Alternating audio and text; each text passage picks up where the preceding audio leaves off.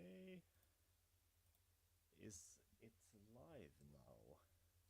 Let's hope so. I'm just gonna check on my other devices to see that it's working. And it is, so... And I hope everyone who's watching can hear me, even if it's only one person watching right now, whoever that is. Well, welcome to my Mario Party Superstars live stream, where a bit of a different live stream. Instead of playing with you fans, I've decided to rank every single minigame, character, boards, items and stickers on a tier list. And well, at least minigames, that's the main reason I'm even holding this live stream, because as some of you guys may have known, I did a ranking of the top 10 best and worst minigames of Mario Party Superstars a couple of months ago, and they're pretty outdated. I don't really think they were very good. Like, the game was still new and I hadn't played a lot of it, so it wasn't really of any higher quality. So that's exactly why I'm just doing this tier list now instead, now that I've also played much more of it. Wasted many more hours on this. So yeah. Well, even though this is supposed to be primarily about the minigames, I've decided to... I think I'm going to rank the characters first, just because that's the least we have of... Because there are 10 playable characters in Mario Party Superstars, and... So we'll start with that. And finally we're getting some people in the chat. How am I? I'm very good, thank you. I was just on a vacation to Stockholm, the capital city of Sweden. It was really fun. Visited my old home where I used to live when I was very young, but enough about that. Let's start ranking the characters. And the first character on this tier list is Mario. It's a Mario time, and Mario is he's Mario. Hi again. Welcome to the stream, Amanda Nearholm. Very Swedish name. Okay, so anyways, Mario is first on this list, and he's Mario. He's the main character. He's gonna go to C tier. I like Mario. He's a pretty cool character, but I don't typically play as him because I have a bit of an ego, and Mario is kind of generic, in my opinion. Like, he's still cool, but not much else to say. And bra moment feels high B. Fair enough. Yeah, Nameless One, I know you really like Mario. You always play as him.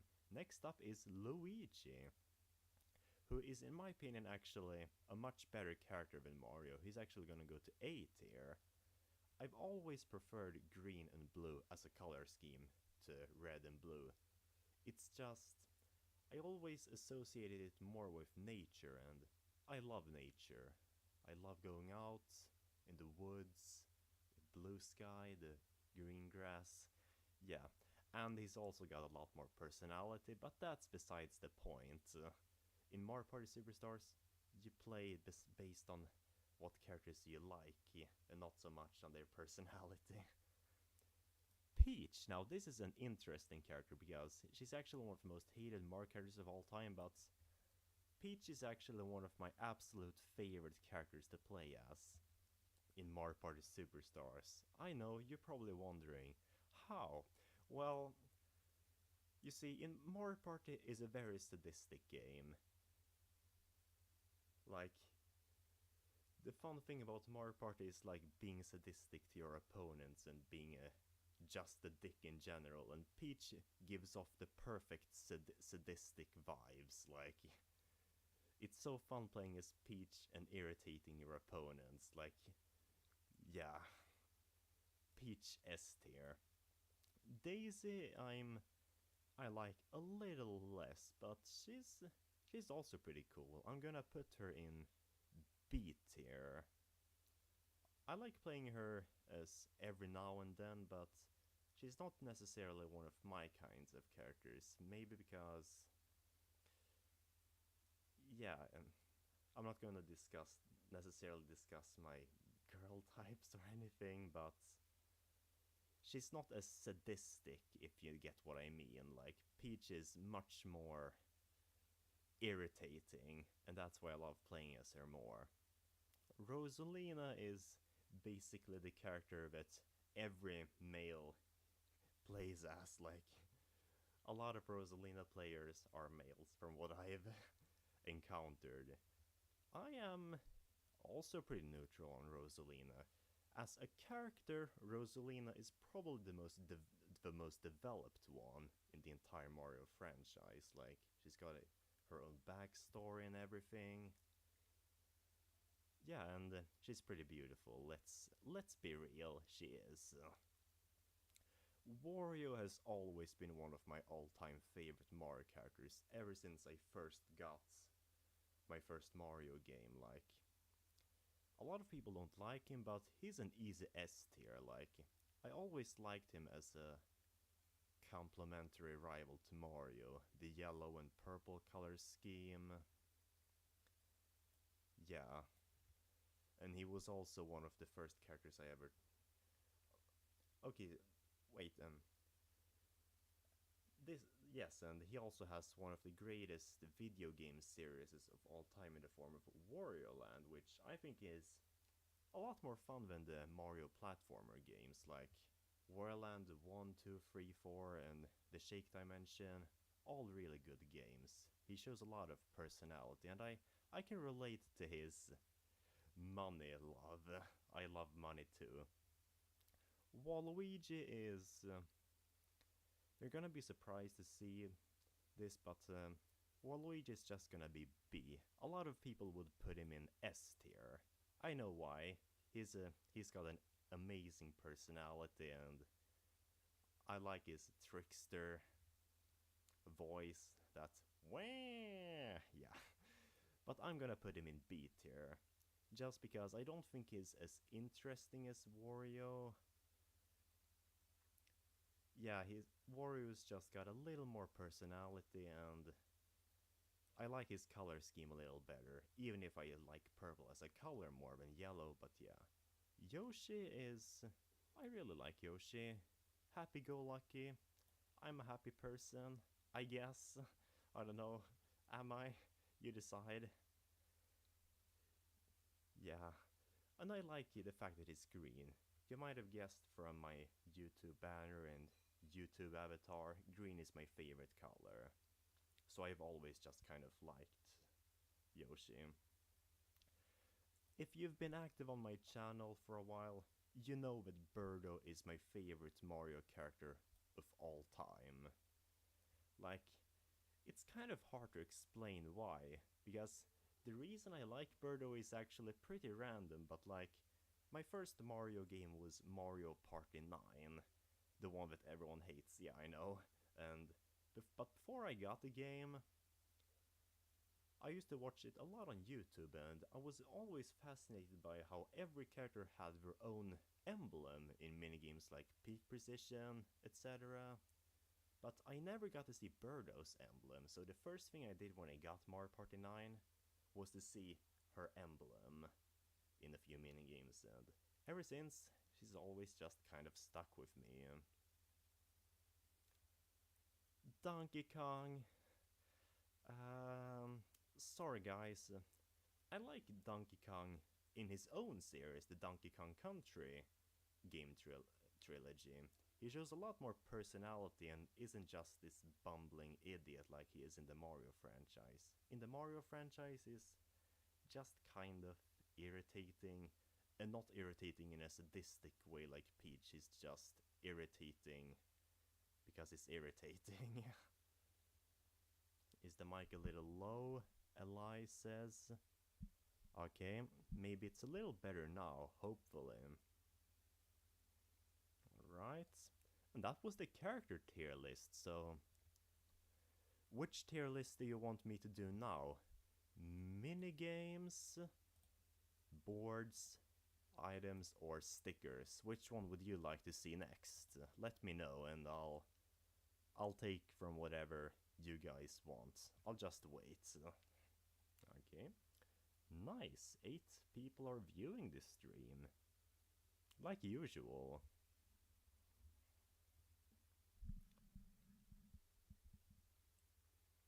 Pretty nice. Okay, Bra Moment wants me to do stickers. Probably one of the biggest tier lists. A nameless one. Okay. And Amanda Neerholm also wants stickers. Alright. Now stickers are... I'll do stickers then. So stickers are really interesting in Mario Party Superstars. They're probably one of my favorite forms of communication in any online game. Like, most of the time, like in Mario Kart, you've already got a set of sentences you can say, and they're really safe and boring, but these stickers are really versatile and can be used in a lot of ways, like even sarcastic ways. So yeah, this is gonna be fun. So let's start with the character stickers. So Mario's High. It's pretty, well, it's pretty basic.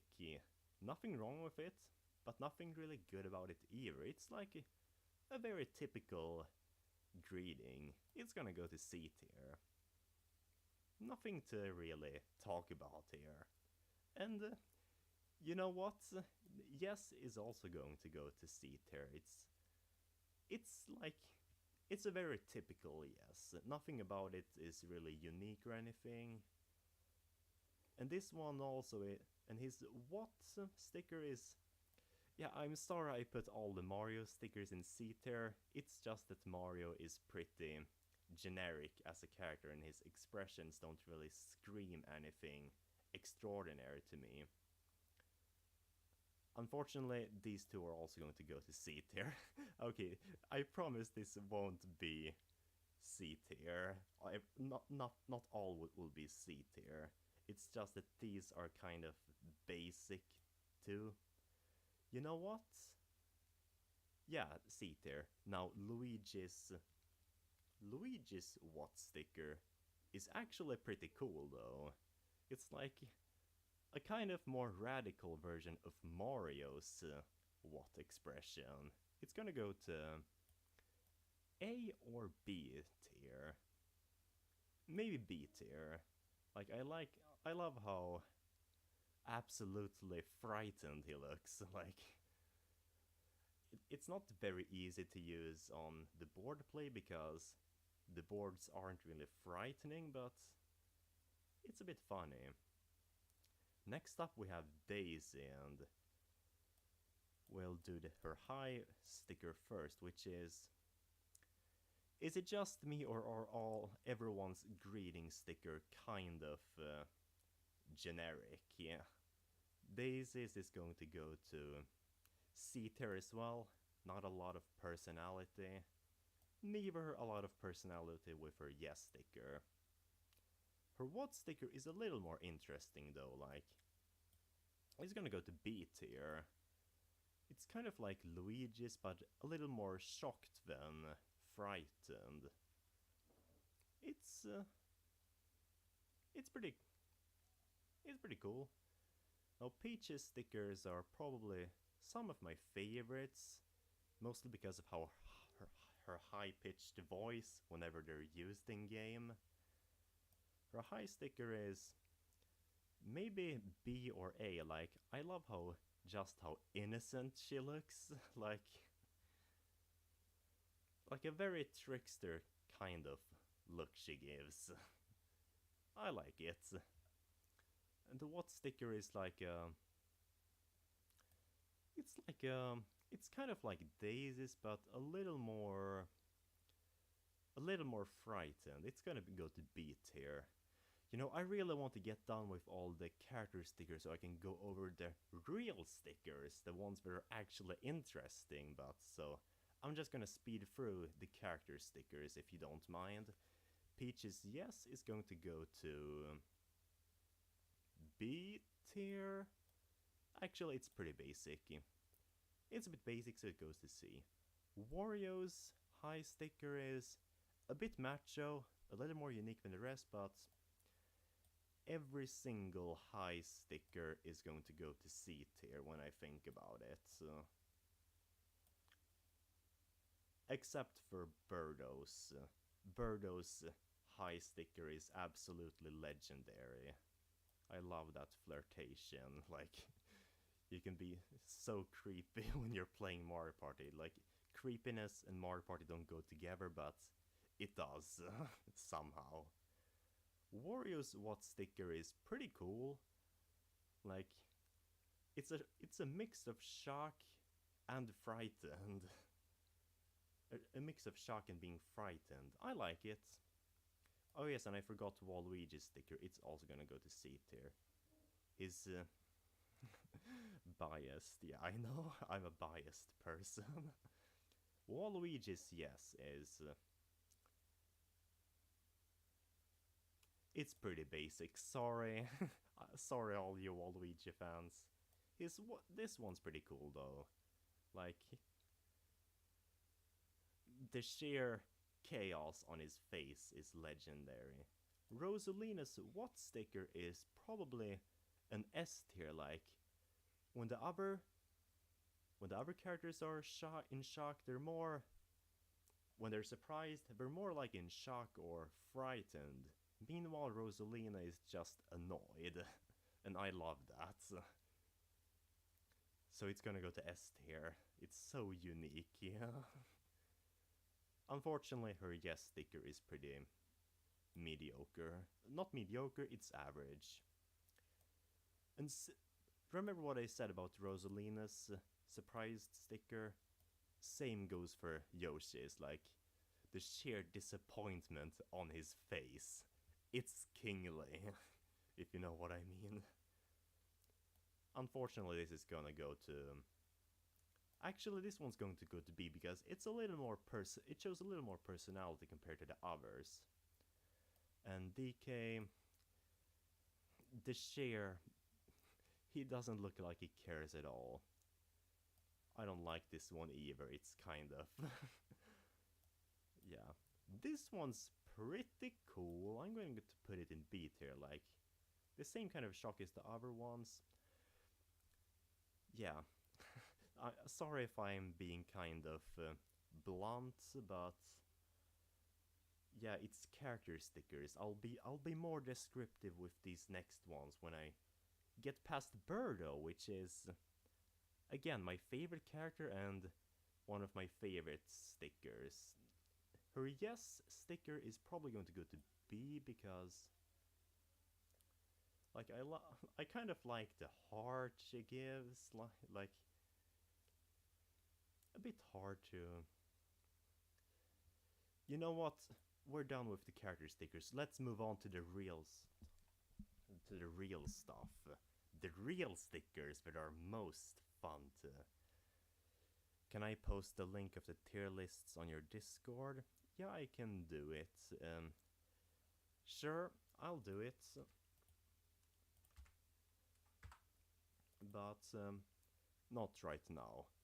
Okay, so let's talk about the good stickers, or rather interesting stickers, starting with Lucky You. This is one of my favorite stickers of the bunch. It's an easy S tier, like there's so many ways you can use this sticker, like on the surface it seems like you'd use this sticker when someone gets a star, but I always use this sticker when someone lands on Bowser and loses a star. Like, it's so sarcastic and sadistic. Like, it's the perfect way to irritate someone. Let's Do This is It's a pretty generic sticker. It's gonna go see, like, there's not a lot of reasons to use this sticker, like, ever. Mostly just at the beginning of the game, when you've started a match, or when you're about to begin a minigame. It's an okay sticker, but nothing too interesting. Wow! This sticker is so unversatile, like... Okay, this is basically like a milder version of Lucky You, like... It's a little less descriptive and a little less fun to use as a result, but it's gonna go to B because it's also green, and I love green, as you all probably know. And I like the sound it gives, like the one-up sound, but I don't really find myself using it a lot. A bit, it's a cool. Sorry is the sticker I always accidentally use because the X button automatically activates this one. And there's not a lot of reason I would use it otherwise. It's a bit frustrating. Like, I want to type congrats with a Y button, but instead I get sorry. I don't like it very much. And really, in Mario Party, are you ever supposed to be sorry for your opponents? Like, really? It's a bit polite for Mario Party, a game known for its sadisticness. If that's even correct English, what I just said.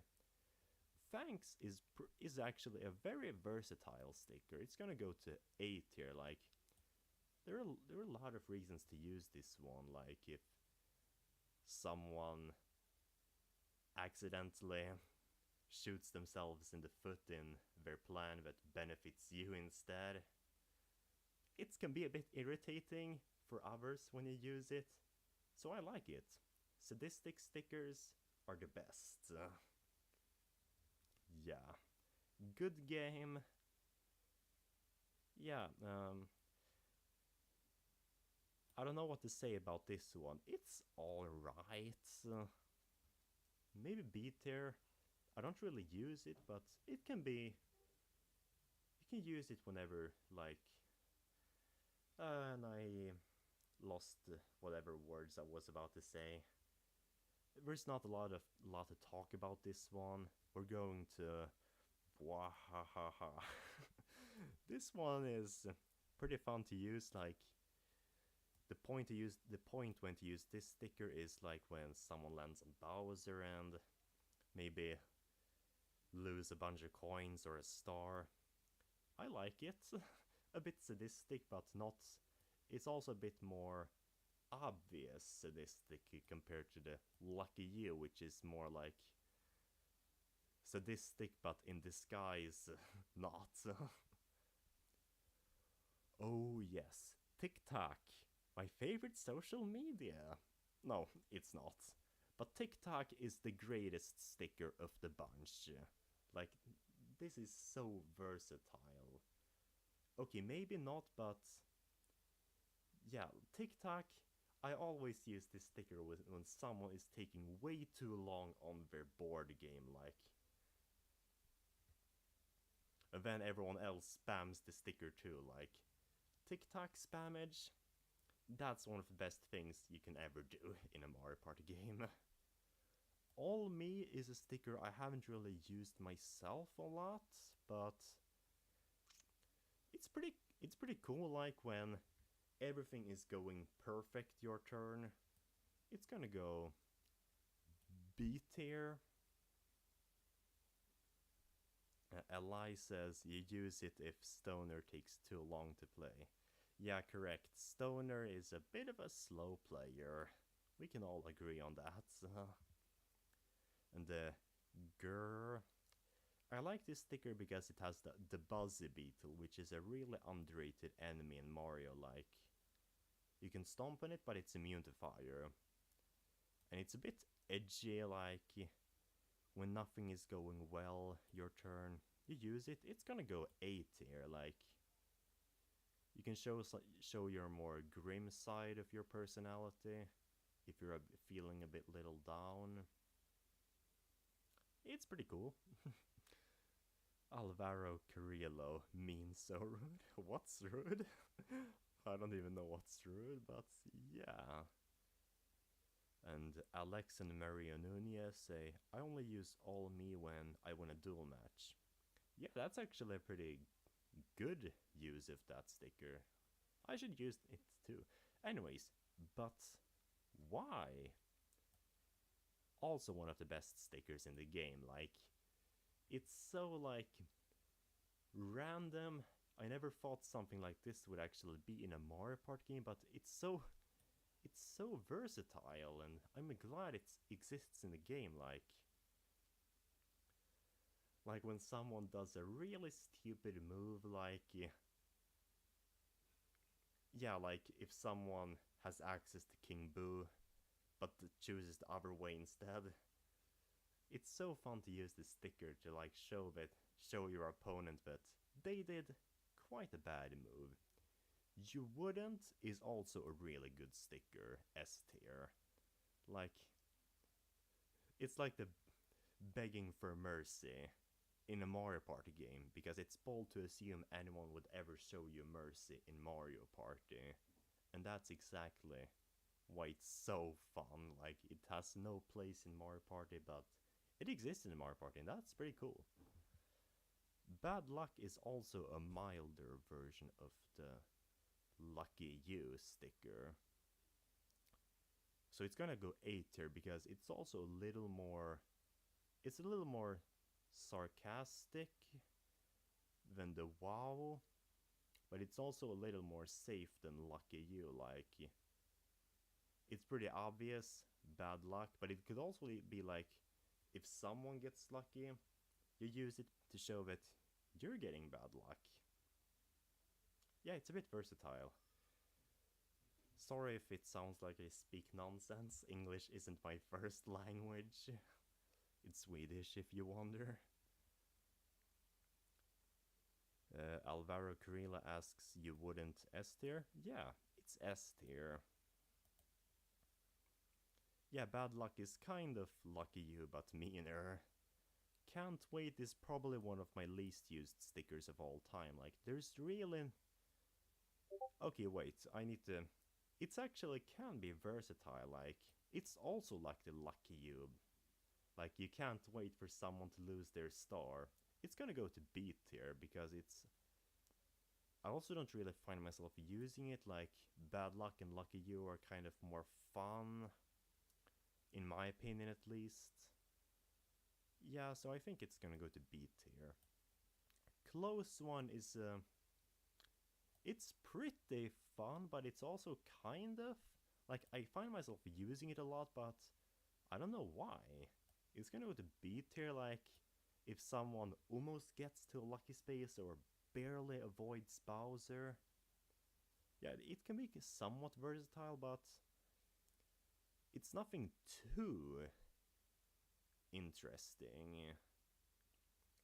Yay! It's so boring. Sorry, guys. I just never see myself using this sticker. It's like... It's the much safer variant of Lucky You, Bad Luck, Wow, Can't Wait. It's just a blunt yay. I mean, I guess it's kind of... If you want to appear spoiled, like the fact that it's Bowser Jr. I'm sorry, I just think it's kind of basic. Yeah.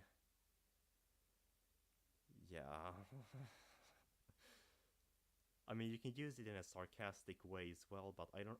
in that case, I just use literally any other sticker. Nice, on the other hand, is... yeah, Alvaro Carrilla says, nice is better, yay. It is. And it's also my catchphrase. If you guys ever talked to me, yeah, you might have noticed that. Like, nice is a nice sticker. It's B tier. Like, I like it a little more than yay.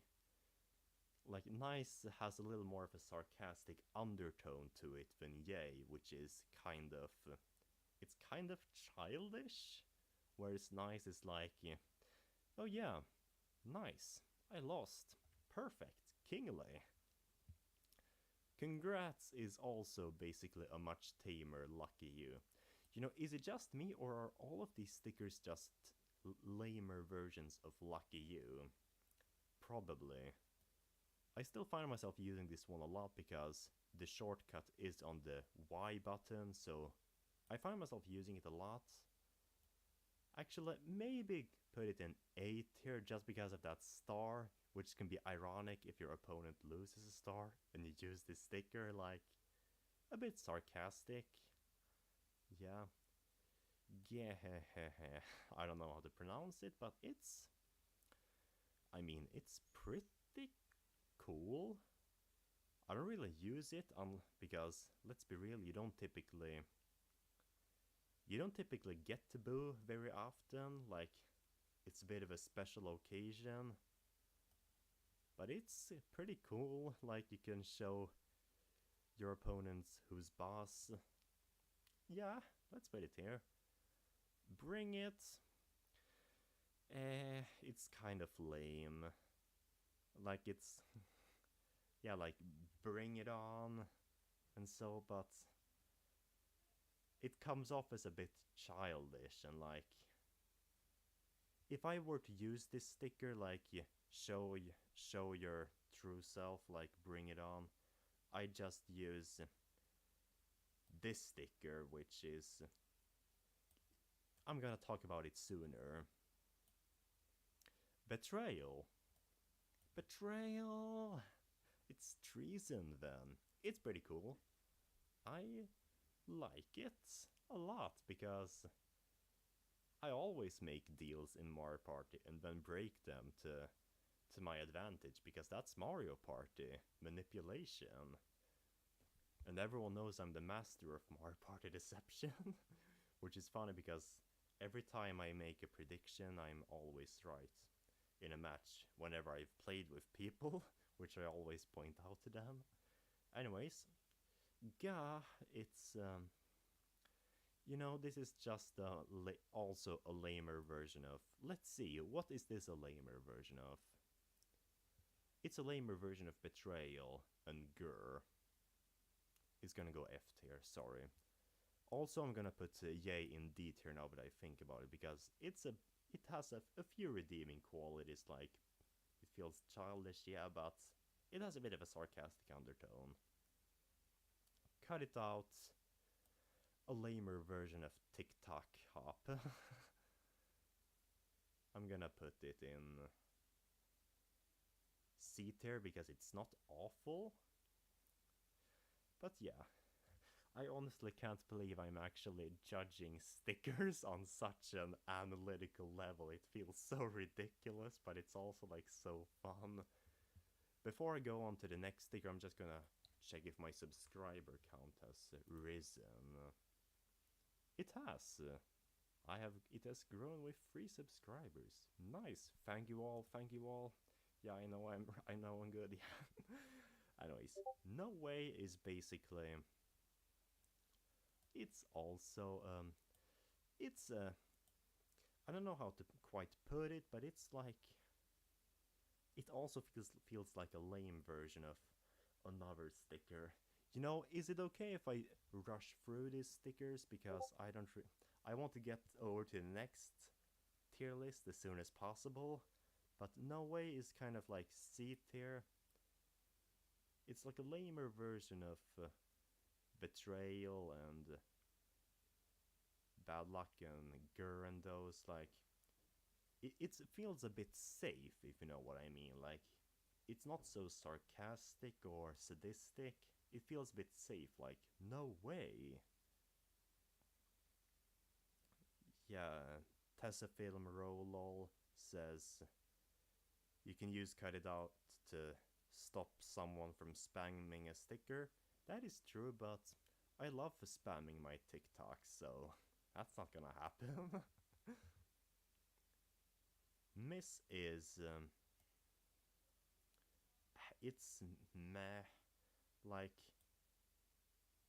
if I just use Bad Luck if I wanted to show that someone almost fell into a trap or almost something bad happened to them.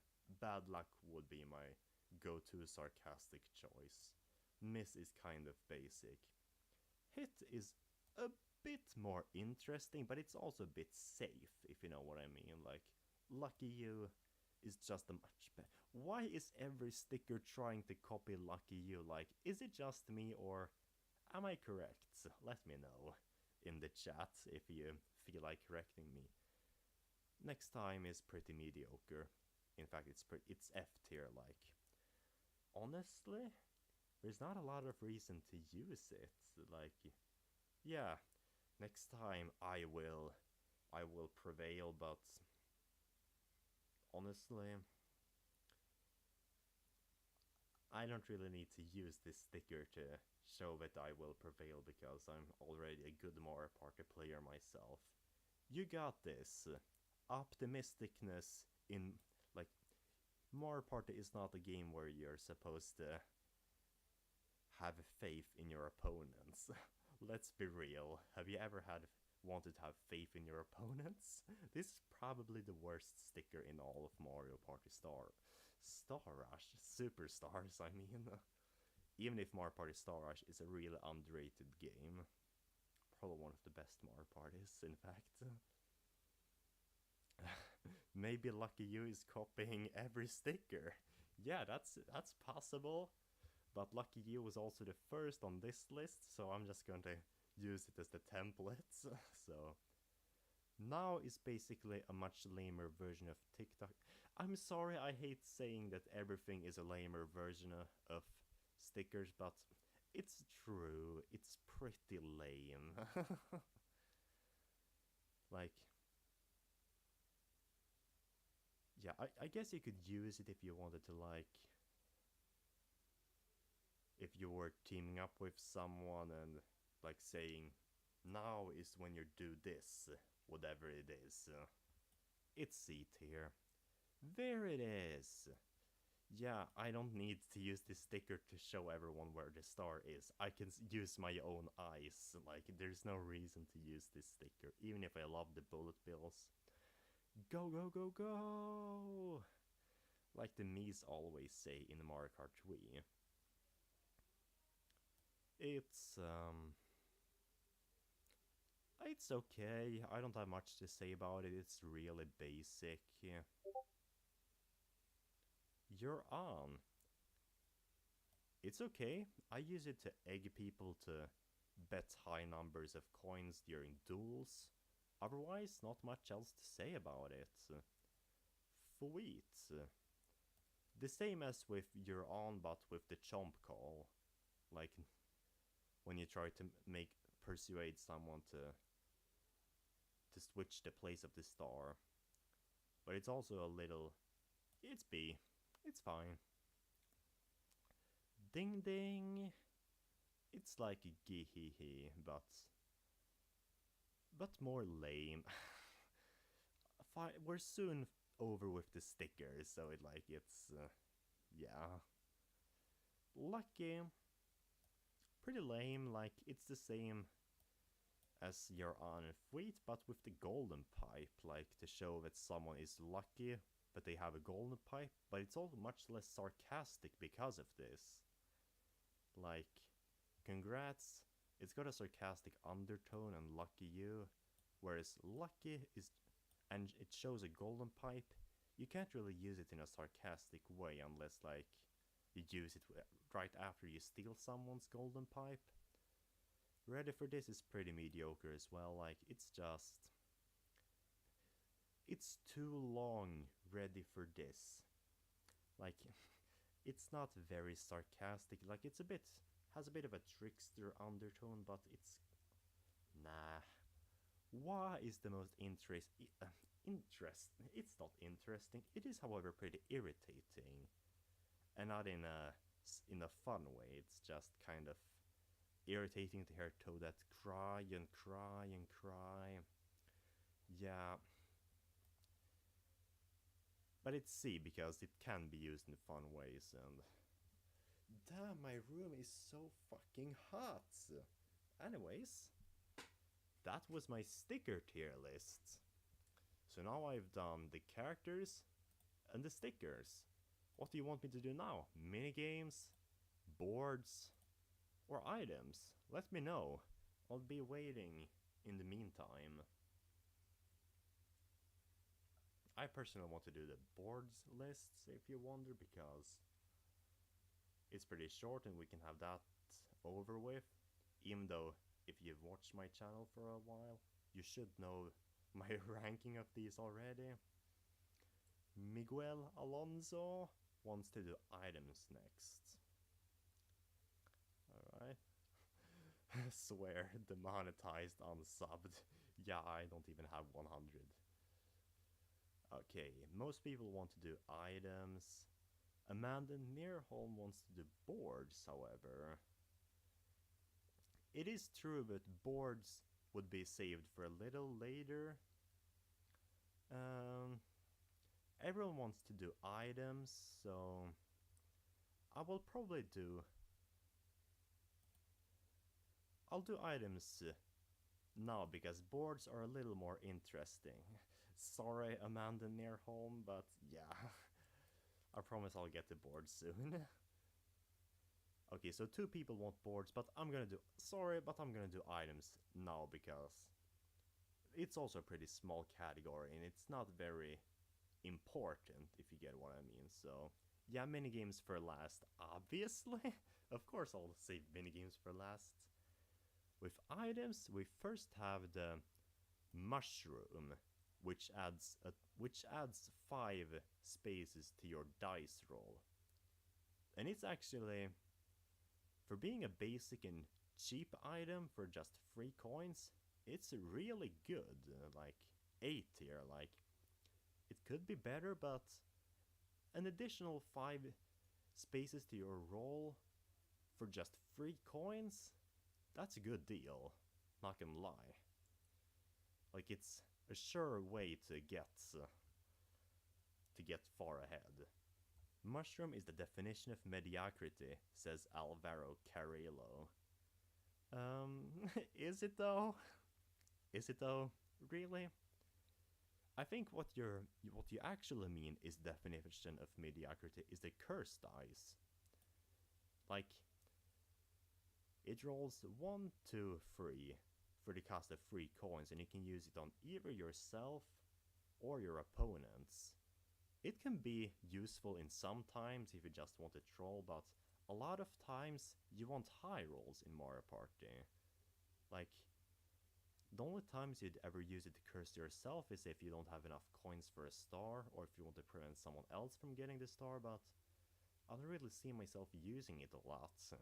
It may be a bit cliche to put it here, but yeah. The lucky dice, or custom dice rather, is an easy S tier, let's be real. Like, you can decide what number you want to roll from 1 to 10.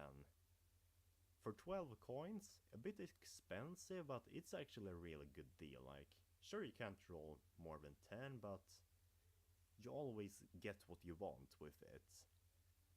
It's an easy S tier. The skeleton key is also an easy S tier. Like, this may not seem like much, but it's 3 coins to open up gates that lead to hidden parts of the boards. Like, it's so versatile. Like, you can more easily get to the star with it, or maybe find a hidden passageway to Boo. It's so useful. Like, it's really surprising how useful it is. It's an easy S tier. Fuel Tank says, I once won because of a cursed dice. Nice, I can understand if you'd put it in S tier then, but it's gonna go to C tier for me. Double dice is another A for me, because actually, is it though? You know what? When I think about it, I'm gonna put double dice and mushroom in B tier, because while they are pretty good,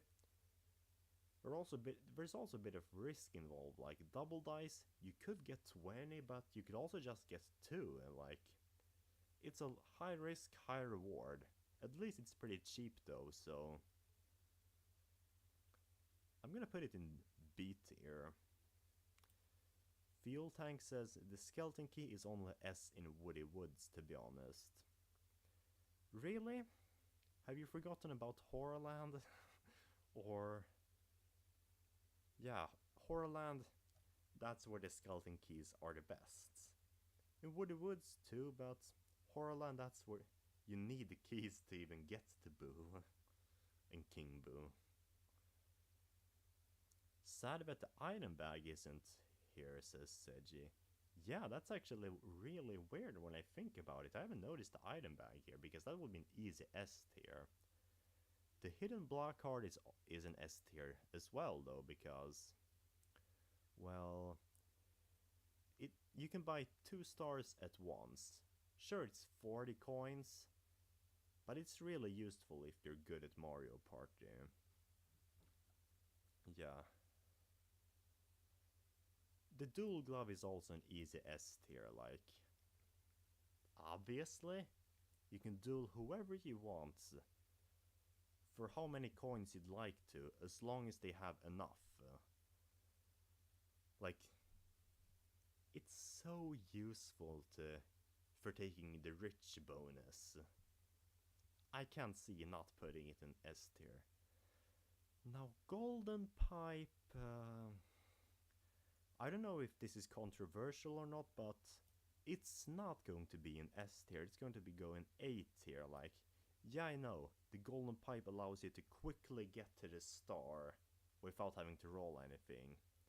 And it costs 25 coins, which is a little cheap for such an overpowered item. But yeah, the reason I didn't put in S tier though is because, well, I don't like the idea of the Golden Pipe. It's just an easy way out to win a match. Like, instead of using your wits on the board play, you can also just use the Golden Pipe to steal the win. Yeah, like, I'm kind of neutral on it, but it's also really good, like useful, so it would be kind of unfair to put it here, so I'm gonna put it in A tier.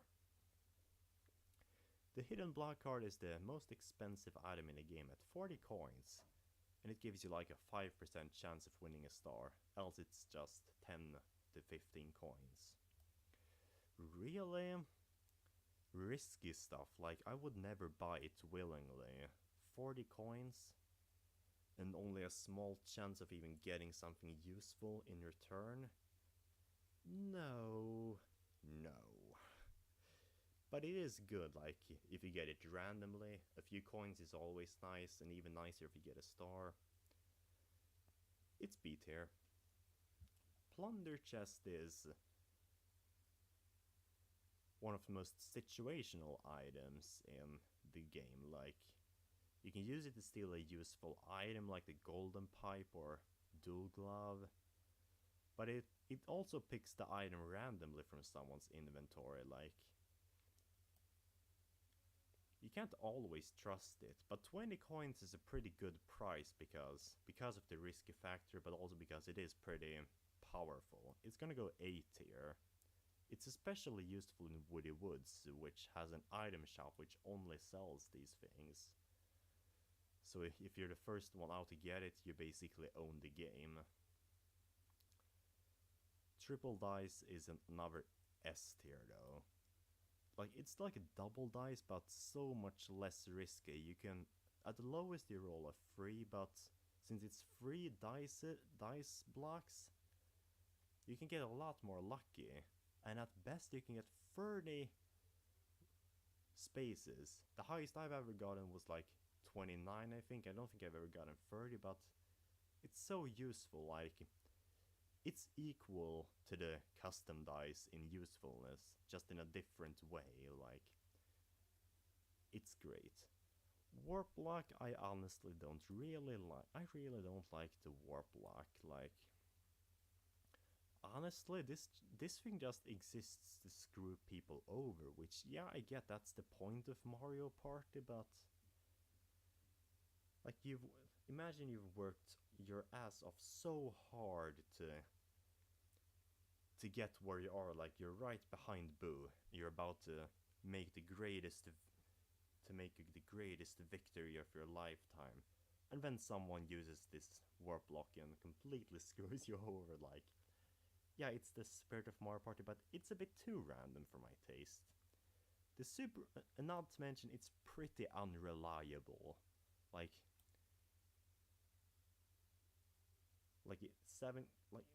it's just so unreliable, which is why the super warp block is gonna go a bit higher, because it's a little less random, while also screwing you over. Sorry if my elaboration was kind of bad, but yeah, it's a little more skill-based, and it's also much more rare and difficult to obtain, which makes it a little less irritating than a normal one. My favorite item in Mario Party, however, is the Boo Bell. Like, this thing is sheer usefulness. Like, it's like the Super Warp Block is a really hard item to obtain, but when you get it, you basically have a boo to yourself without having to go to one on the board. Like,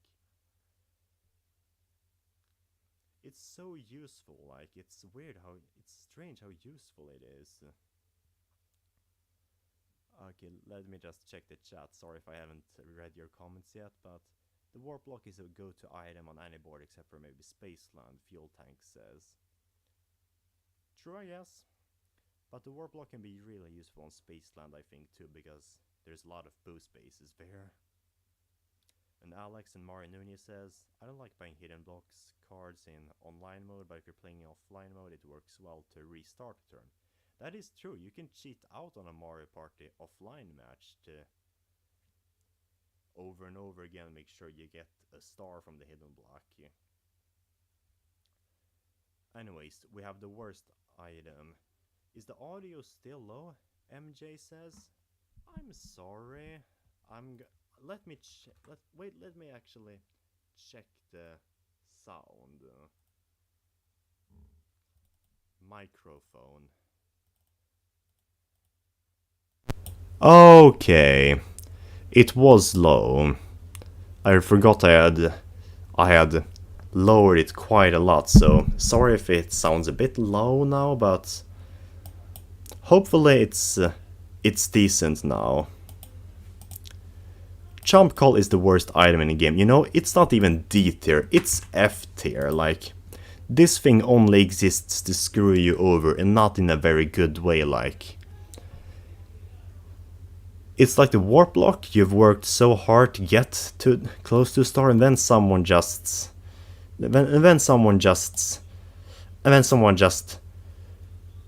teleports it away because they're not as good of a player as the one who got to the star. And it's not even reliable. It might completely backfire on you, and it will still put it near the player who was close to the star. Okay, so that was the items tier list, so... did I hurt your ears? I am terribly sorry, nameless one. Hopefully your ears are all intact now. So that was the items tier list. So we have the mini games and the boards now. So I think I know which ones you want me to do next, but I'll let you type in the chat which tier list you'd like me to make right now. I guess it's gonna be boards that gets the vote now. But I'll wait. Let me know what you want me to do now.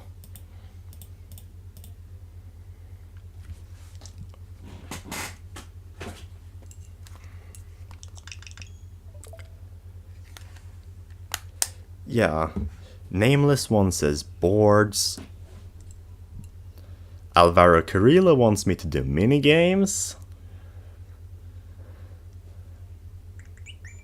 Ally wants me to do board.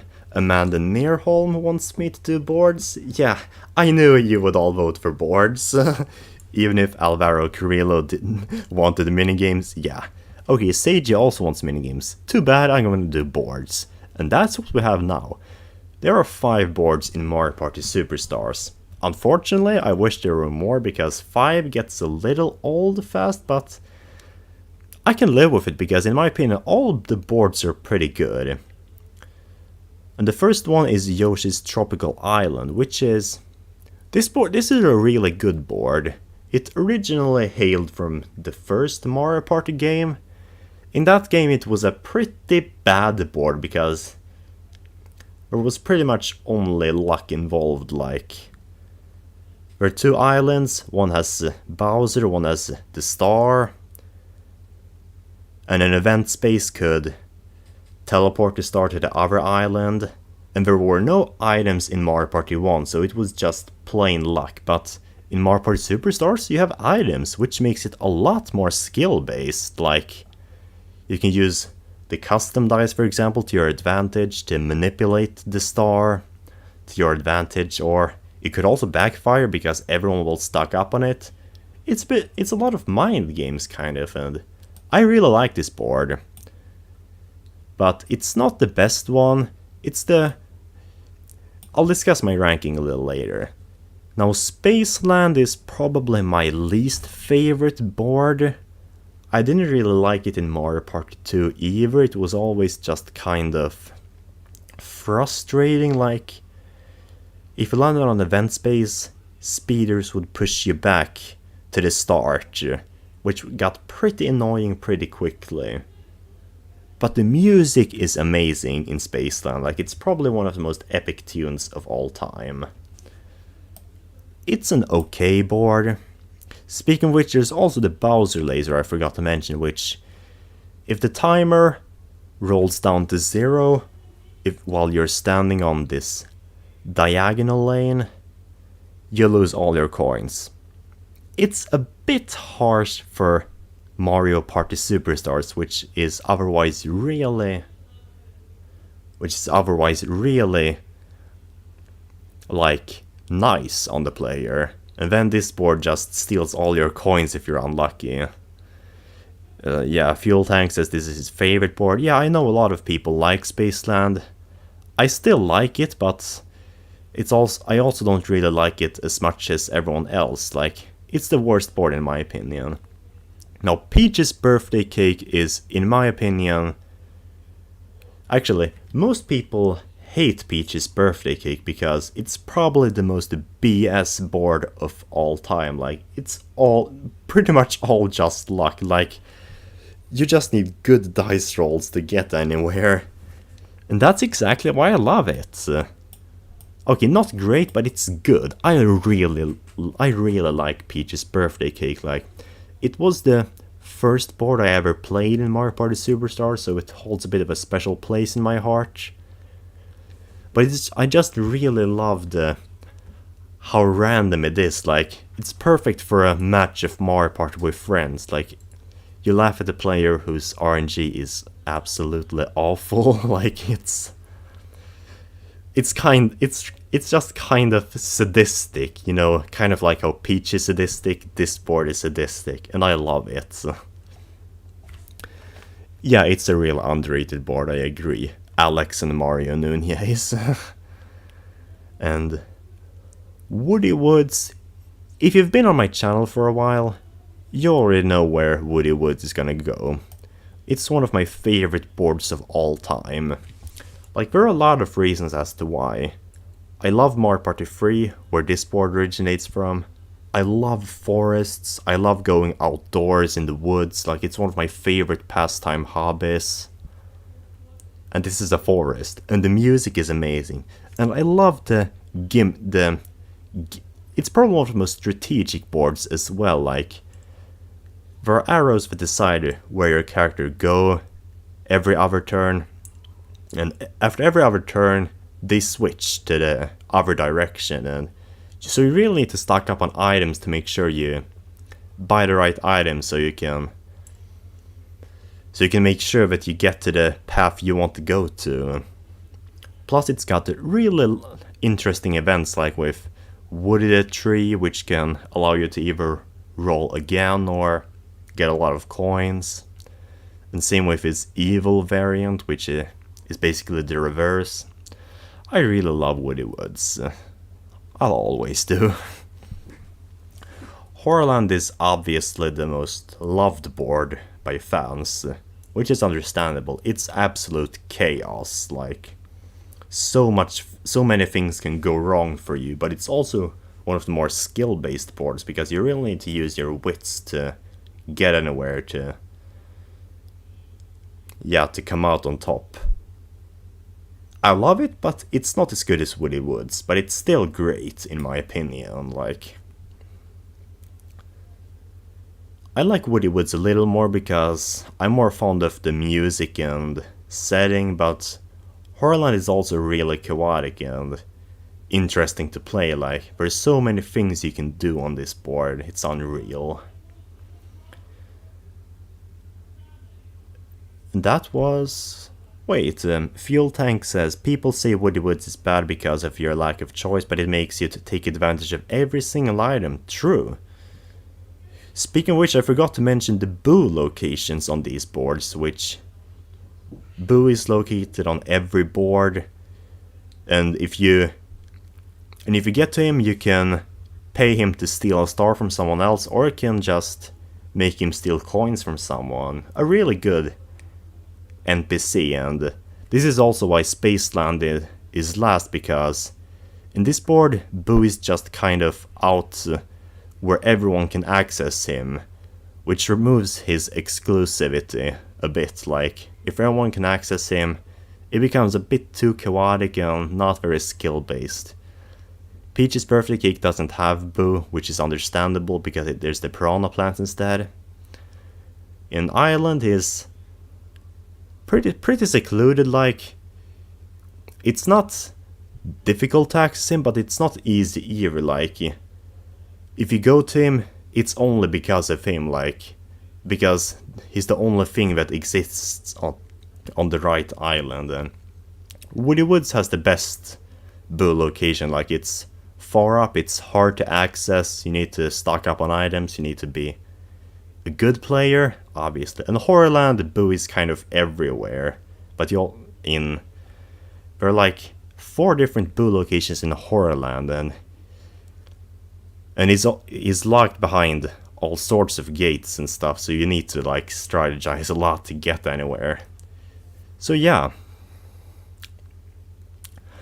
Mario and Falcar says, I would like more Mario Party 3 boards. Yeah, I agree. Mario Party 3 is probably one of the best games in the entire series, and it's a criminy. It got 1 board, while Mario Party 1 and 2 got 2 boards returning each.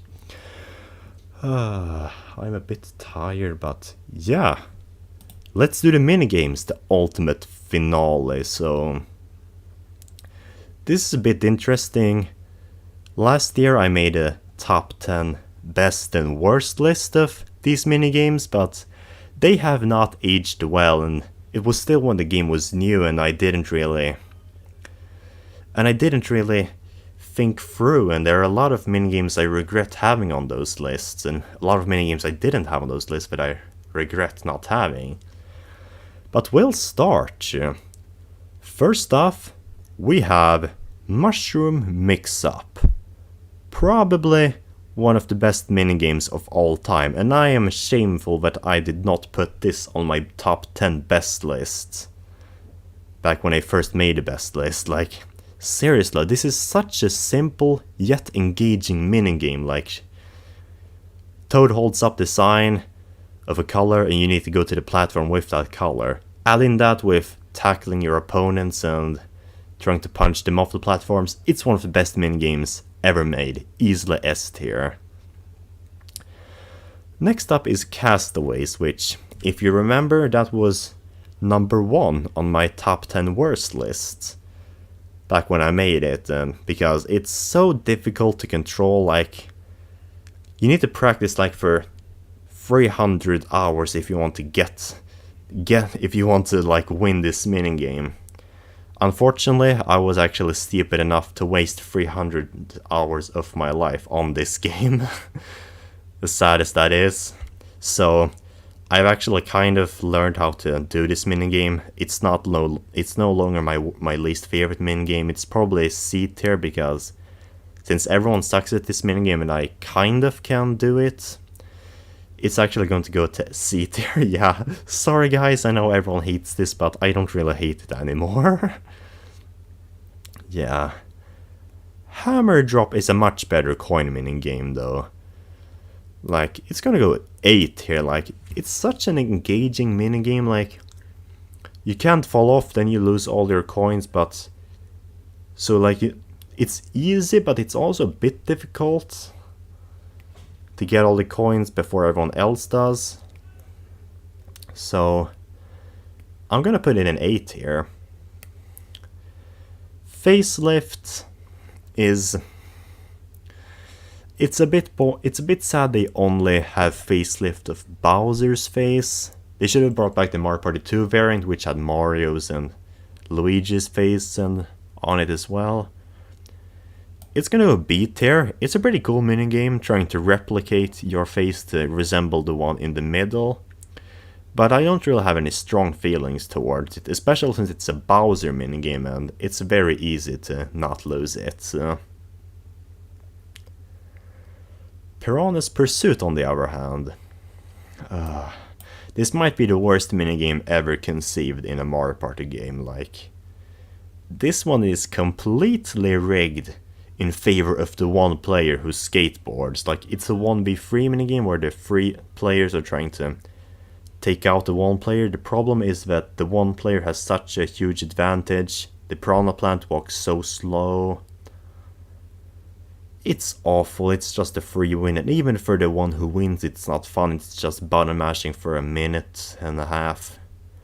Absolutely disgusting.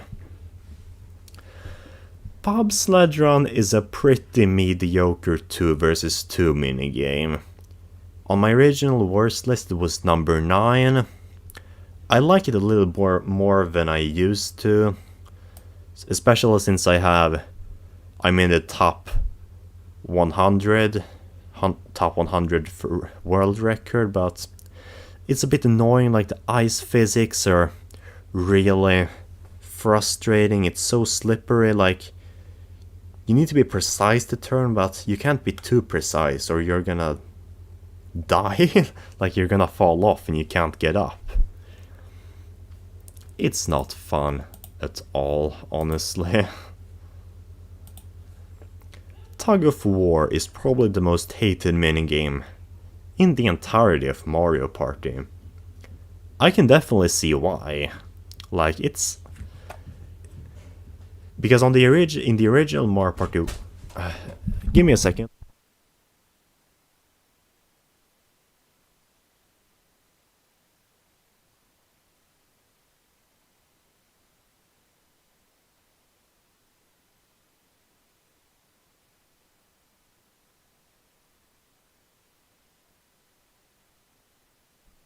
Sorry, I'm back. My room got invaded, kind of. Anyways, Tug of War. In the original Mario Party 1, this minigame sucked because you had to spin the joystick and it was badly designed, which resulted in everyone getting blisters. Yeah, and it even got Nintendo sued. So... However, in Mario Party Superstars, you use the Switch Pro controller, or Joy-Con, which means it's a lot less frustrating now. Like, it's actually kind of fun, even. So that's why I didn't have it on my worst list back when I made it. It's kind of fun. Yeah. Handcar Havoc is one of my least favorite minigames as well. F tier probably, because the problem with button mashing is that in order to be good at it, you have to be a natural. Like, some people are naturally good at mashing buttons at fast speeds. I'm not.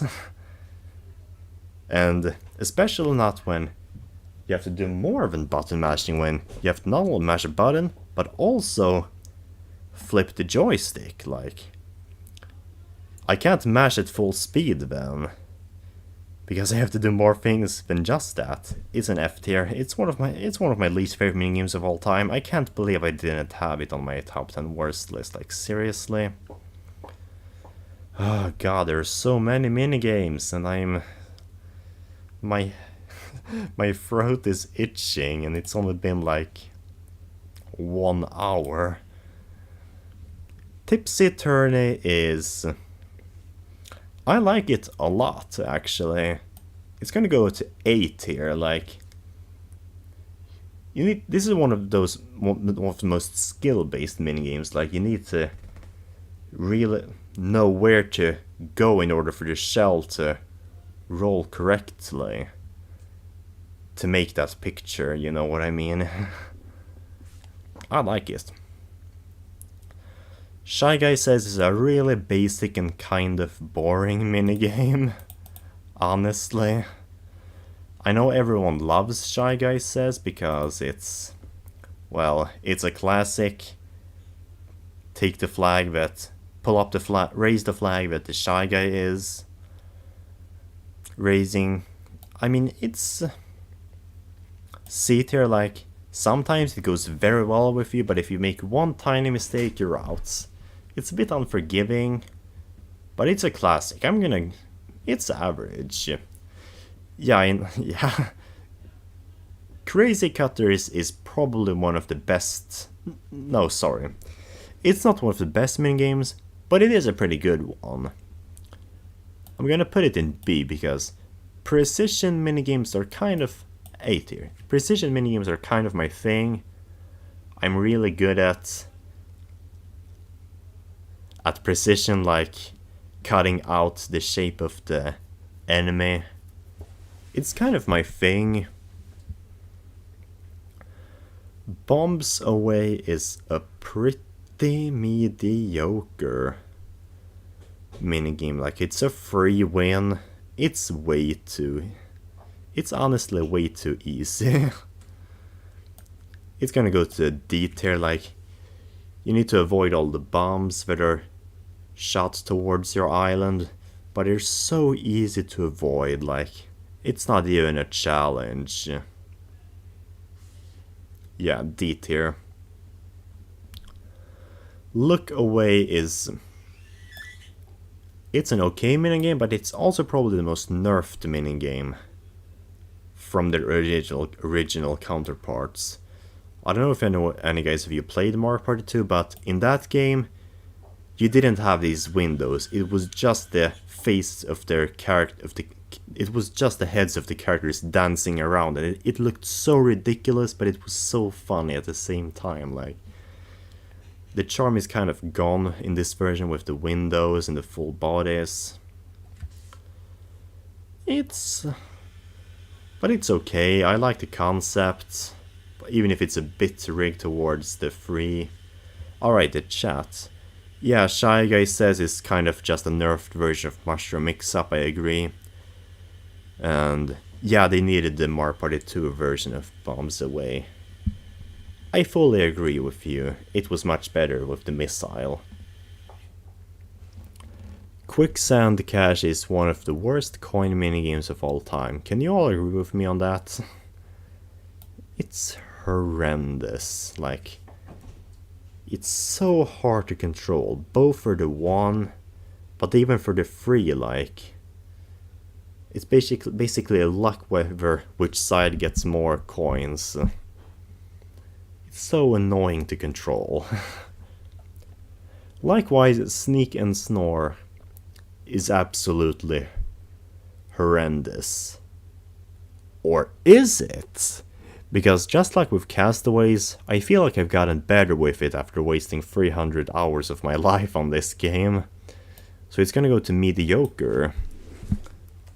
It's still really frustrating, like, you have to be really careful. It's complete luck whether the chain jump wakes up or not, and if it wakes up and you're at full speed, you're dead. Like, you need to walk super slow and be... it's just not a very good, very well-controlled minigame. But I've kind of learned to play it safe on this one, so it's D tier. Bombs... No, not Bombs Away. That was this one. This is Roll Call. This is a pretty okay minigame. Like, Brain Challenge is always fun. Like, count all the enemies on screen, but they're also walking around, so it's a bit difficult, but it's also really fun to challenge your brain, like I've said many times already. It's average. Bowser's Big Blast, so most people will put it in either F tier or S tier, because it's just luck. Like, pick a lever, pick a switch, and game decides if you're gonna live or not. Like, there's not a lot of strategy in this, like, at all. But it's also kind of tense, like, especially when it's a battle minigame and all the coins are on the line. Like it's a very tense minigame. It's gonna go to C tier. Like, it's both awful and amazing at the same time, which cancels it out to average. Yeah. Cake Factory is one of the easiest 2v2 minigames, and probably one of the more fun ones as well. Like, there's not a lot to it, it's just kinda fun. Speed Hockey, it's kind of mediocre. I used to love it, like back when I played for casual games only, but when you play competitively, this minigame is just RNG, even though it's supposed... Like, this is a minigame that tries to be skillful, but ends up being RNG, because the shell moves so fast that you can't even react in time. Alright, and my room is so warm, and I'm not even halfway done through this list. Slot Car Derby is probably one of the best minigames. Like, everyone hates Slot Car Derby, but I'm good at it, so I always win this one. Like, everyone says this one's hard to control. I don't see how. It's pretty easy to control. Like, play a bit safe and you're easily gonna win this. Like, you just flick your joystick slightly. That's not uncomfortable. Mecha Marathon. F-Trash. It's button mashing. I do like the cutscene at the end where the Shy Guys are like flying around, but it's honestly... it's not very fun. Get some water, man. Yeah, I'm really thirsty.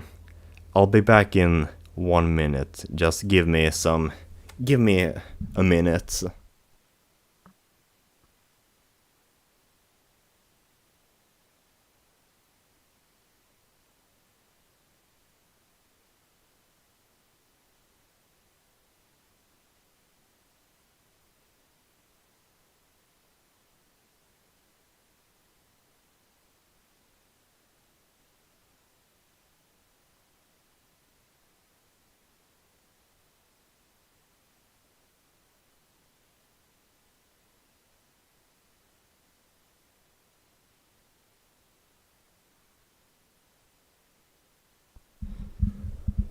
And I'm back here. Actually, I'm not back. Give me another minute.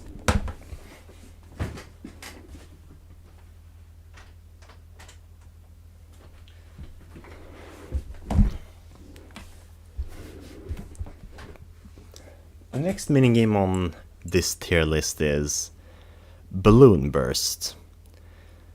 In my opinion, not a very good minigame at all. Like, this minigame all depends on how good your partner is. And if they're not bad, or if you're 1 second too late with pumping the balloon, you're toast. It's not really good. It's not that fun, honestly. It's kind of... it's a bit unbalanced, honestly. Tread Carefully, or Shell-Shocked, like the original name was. So, fun fact, A lot of people think this minigame name was changed from Shell Shocked to Tread Carefully because Shell Shock refers to the PTSD term of war times, and people think Nintendo wanted to be progressive and like, yeah. But actually that's not the case because this minigame was also brought back in Mario Party the Top 100 and Super Mario Party, where it was also called Shell Shocked.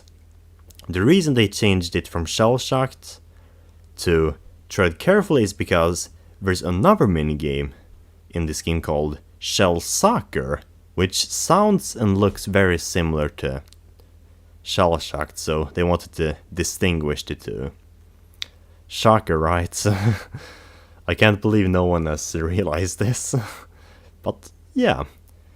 Yeah, and Shell Shocked is a better name than Tread Carefully. And it's a pretty good minigame. B tier. Like, it's a bit unbalanced if two people gang up on you. You're toast then, but it's a classic. But they should have brought back Aces High from Mario Party 3 instead, in my opinion. Let's be real. Hot Rope Jump is probably one of the most boring minigames of all time. D tier, like, it's so easy, like, and so slow, like, I can't believe how easy Hot Rope Jump is. Like, just jump when the rope comes. Sure, it gets a little faster over time, but it's still so easy to avoid. Like, I got up to 1000 jumps and then just let myself die because it was so boring. I'm completely honest. Let me check the chat. Alex and Mara Nunez prefers the Tread Carefully name. Fair enough. I agree, kind of. No, I don't agree.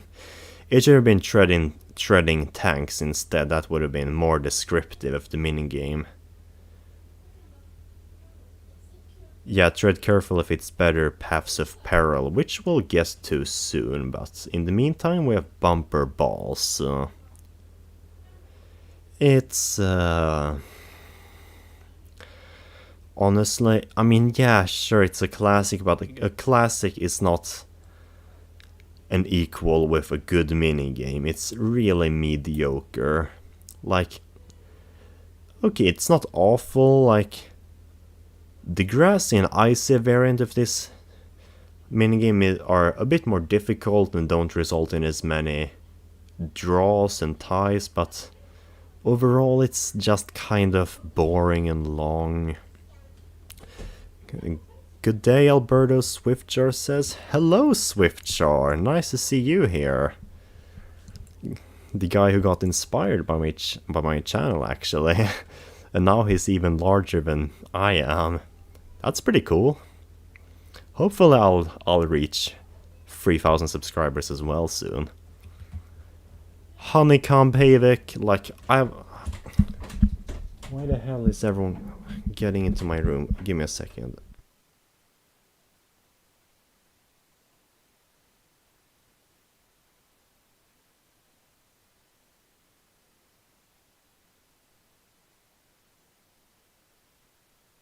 Everyone is getting into my room for no reason. Anyways, Honeycomb Havoc. I have a kind of love-hate relationship with this minigame. Like, I love the mind game aspect to it, but it's also like really frustrating when, because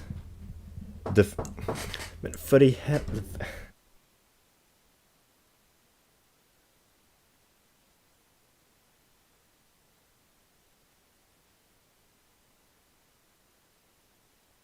Okay, everyone is getting into my room. So, and I haven't even finished talking about this minigame, and my room gets invaded twice. Like, I have a love-hate relationship with this minigame. The third player in the line always loses, so it's kind of rigged. But it's also a bit but it becomes mind games if you survive long enough and to be part of the last round. I would probably put it in C tier because it can be both very fun and really bad at the same time. Bumper Balloon Cars is one of the best minigames in my opinion. Maybe even S tier. No, it's gonna go A tier. Like, it's so fun. Like, it sucked in Mario Party 2 because the controls were very awkward, but here it's so smooth. And there's so many ways to strategize in this minigame. Like, you can play defensively or offensively. It's so fun. Honestly. It's A tier. Likewise, Sky Pilots is also A tier. Sorry that we only have one S tier so far, but it's just Mushroom Mix-Up is so good. This one is just a really good racing minigame. Like, you have a lot of control. You and your partner need to have different jobs to do. You need to cooperate really well. And I love the music and the setting. It's a really fun minigame. Dizzy Dancing is interesting because in Mario Party 2 there was just one music note. Whoever got it won. Here there are many different music notes and you need to get the most instead. While your character is dizzy, so you can't really walk like normally. And it's a really good minigame. Not much else to say, it's good. Arch Rival is mediocre on the other hand. Like, it's rigged in the favor of the one player. Not very fun, not really fun stuff, honestly. It's just really mediocre. The three can't really move freely, while the one player has all the advantages. Yeah. Dungeon Duos is a really basic and mediocre minigame. It's not interesting at all. Honestly. It's also mediocre. Like, it's just flicking the joystick left, right, left, right. Yeah. Not much to say about it, honestly. And so we're done with the Mario Party 1 and 2 minigames. We get to Mario Party 3 minigames now, which in my opinion has some of the best minigames, but also some of the worst minigames in the entire series. Rocking Raceway is a really frustrating minigame in my opinion, but it's also not awful. It's C tier. Like, it's a bit of a button masher. Like, it's a button masher, but you also can't mash too quickly because you need to maintain a consistent speed. If you mash too fast, you will spin out. It's a bit better than most button mashers because of that strategy element, but it's still a bit annoying, in my opinion. River Raiders, now this is F trash. On my original top 10 worst list, this was number 10. I can't believe it was so low. It should have been like number 3 or 4. Like, it's absolutely awful. The one player has again all the advantages. Yeah, it's very annoying to control for both sides. Yeah. Wait, the chat. I was mad because I thought you meant Dungeon Duos, but you meant Dungeon Dash. And now I'm a lot less angry. Yeah, Dungeon Duos, we'll get to that soon. Dungeon Duos is much better than Dungeon Dash, that's for sure. Storm Chasers is also F trash. It's just bad. Like, sometimes the cloud comes near you. Sometimes it doesn't. Like, it has a mind of its own, and it's RNG whether or not you get to grow your plants. Puddle Paddle is a pretty fun 2v2 minigame. Maybe a B tier. I'm so thirsty now. And I mean, it needs cooperation, and it's just fun in general. Tidal Toss is one of the better 1 versus 3 minigames, and it also goes to B tier. Like, this one's pretty balanced to both sides. Like, most of the time, because like, okay, so title toss, like, the one player can do a lot of mind tricks, like do a lot of short waves and then a long one to trick the three, but if the three are competent, they more or less tend to win, but unless it's laggy, then it's pretty balanced in different circumstances. Parasol Plummet was actually number 7 on my worst list. I can't believe that. Parasol Plummet is actually 8 here. I can't believe I used to hate this minigame once back in the day. Like, it's actually pretty amazing. Like, yeah, it's a bit hard to control, but when it works well, it really works well. You can get like 60 coins without the bonus feature. And in that case, you can get like 120 minigames. No, 120 coins from just one minigame. It's so unbalanced and so fun at the same time. Etch and Catch is another Mario Party 3 minigame, and it's probably one of the more balanced ones. It's gonna go to 8 here as well. Like, it again needs good cooperation between the two partners in order for it to work out. And when you know what to do, it's really fun. So it's 8 here. Messy Memory.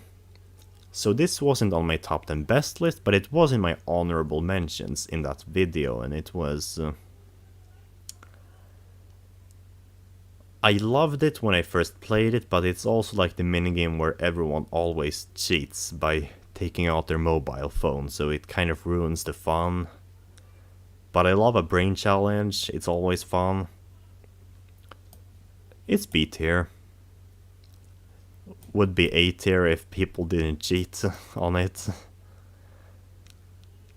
Tic-Tac Hop. So there are only 5 dual minigames in Mario Party 3, which is kind of disappointing. I mean, in Mario Party Superstars, which is kind of disappointing because dual minigames are some of the most fun ones of the entire bunch. But like, even if it's only 5, they brought back some of the best dual minigames of all time, actually. And Tic-Tac Hop is probably S tier. Like, this is like Hot Rope Jump, but so much more fun and unique. Like, Hot Rope Jump is really predictable, you know when to jump. Tic-Tac Hop is much more random because it goes much faster and it's completely random which direction when it will change. Like, it's so random, it's utter randomness, and I absolutely love it. Boulder Ball is one of the best 1v3 minigames, is, in my opinion at least. Like, I guess this one is rigged towards the solo player, but it's still kind of fun playing as the team because it's fun trying to avoid the boulders, and sometimes you do actually win as a team, even if it's rigged to the solo player. It's an A tier in my opinion. And Miguel Alonso says Tic-Tac Hop is a nightmare with Wi-Fi lag. I can agree on that. Picking Panic is a very average minigame in my opinion. Like, it's neither good or bad. It's average, like, not much to say about it. You just catch the berries and make sure you can put them in a basket. Not much to say. Vine With Me is probably one mistake on this minigame and you're out. But it's also fun in that tension. Like, it's very satisfying to swing from vine to vine, if you know what I mean. Like, there's just something really satisfying about that. Spotlight Swim is an average minigame. Like, it's probably one of the more balanced minigames because it requires teamwork between the 3 players. If they can't cooperate, the solo player always wins. It's a pretty strategizing minigame. In fact, I'm gonna put it in B tier when I think about it, because it's just that good. Ice Rink Risk is a pretty average minigame. It's really annoying, like ice physics and avoiding a spinny shell. It doesn't go well together, but it still works, but it's not the most fun thing in the world. It's okay. Hide and Sneak. I'm really conflicted on this minigame, like... On one hand, it's mind games. On the other hand, it's also just luck. I think it's average once again. Like... Okay. I like mind games, but it's also just kind of... It can get kind of repetitive the more you play it, honestly. And give me just a second, I'm gonna check my subscriber count. Not a single person has subscribed to me since I last checked. That's a bit disappointing. You all gotta subscribe to my channel so I can get 1000 and finally monetize my channel and my videos. Mario's Puzzle Party is one of the worst minigames of all time. I know you'll disagree with me on that, but this minigame is so easy to rig. Like, you just need to spam down the down button on this minigame and the game will just play itself. Like, you don't even need to do anything. It's so rigged and it just ruins the fun, honestly. Chip Chat Challenge is kind of rigged, but also kind of fun. It's a B tier. Like, the player who goes first always loses, because the next few players can just learn from the first player's mistakes for aiming the golf ball. But it's a bit fun, and I do love golf the sport, so it goes to B tier. Chip Chip Chase is also one of the worst minigames. It's button mashing like Handcar Havoc, and like Handcar Havoc, it's a multitasking button masher. Like, I never win this, seriously. I don't think I've ever won this minigame against someone. It's just bad. It's only a good minigame to those who are genetically superior in the button mashing area. Coconut Call is one of the most unbalanced minigames of all time. Like, the solo player always loses because the freak can just gang up on him and drop coconuts at the same time next to each other. Utter mediocrity. Absolutely disgusting. But it's not awful because I love the visuals and it's kind of fun as the free to just gang up on the solo player. Oh, I just got a subscriber. Thank you, whoever that was. Bounce and Trounce is one of my personal favorites because it's kind of easy to master it and it's really fun when you do push everyone else off. Yeah, it's a bit hard to control, but it's also really fun. Kart Bros just subbed. I'm from Swiftjar server. Nice. Thank you, my 928th sub. You know, I need to recommend all of you who are from Swiftjar's YouTube channel to subscribe to my channel, because let's be real, we do the same kind of content. Like, if you're a sub to Swiftjar, you will be wise to sub to me as well. Sorry if I am boasting about myself, but yeah. Cosmic... Okay, so I always forget what this minigame is called. Cosmic Router? Motor Router? Motor Router, yeah. Motor Router is probably my favorite duel minigame of the bunch. Like, it's it's not very easy, but it's so interesting. Like, you need to really be strategic in this one. Like, the octagon-shaped pipe, you can move on all sides of it to avoid the amps and make sure to go to the boost panels. It's really good. it's an S tier. Mush Pit is also S tier. I can't believe I didn't have Mush Pit on my original top 10 best list. Like, it's so fun and so random at the same time. Like, sure, it's a bit unbalanced. The player who gets the Mega Mushroom, whoever that is pretty random. Basically owns the game, but it's so fun when you do become the Mega Mushroom. Oh yes, and it was originally called Toadstool Title in Mario Party 3, but I prefer Mush Pit as a name because it's a bit more simple and it just sounds a bit more mushy. I like that. Eats a Pizza. For some reason, Eats a Pizza is the most popular minigame for Mario Party 3. I don't know why. I mean, sure, I like that you can see how much pizza you've eaten at the end of it, but it's another button masher. But it's a bit better than the rest because you can see how much you've eaten, and pizza is always a treat. It's a bit more interesting than the other button mashers, so it's an average minigame in my opinion. Snowball Summit is A tier. It's basically bumper balls, but much better and more interesting. Like, it takes our childhood memories of rolling snowballs in the winter. Like, there's so much to do and it's just so fun in my opinion. But it's a bit unbalanced if everyone gangs up on you, which can be a bit annoying, but it's not the worst thing in the world. I like it. Alex and Maury Nunez says Eats a Pizza was from Mario Party 3. Yeah, I know that. I mentioned it. Money Belt is probably my favorite coin minigame in Mario Party Superstars.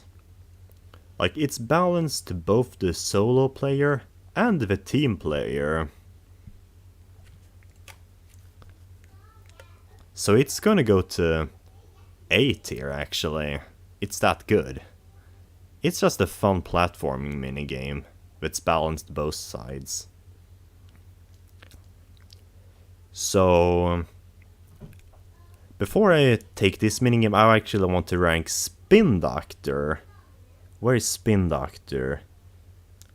Where the hell is it? There it is!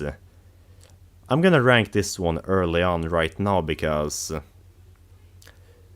I want to make a bit of a joke about it, so Spin Doctor, the abbreviations for it is SD, which, yeah.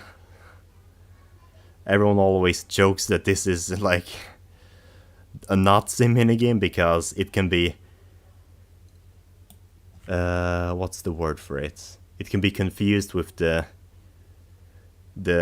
Swedish political party of the Sweden Democrats, which is abbreviated to SD, just like Spin Doctor is. So, and just like in that party, it's the worst one of the dual minigames. Like, this is, out of all dual minigames, this one's just kind of RNG based, like,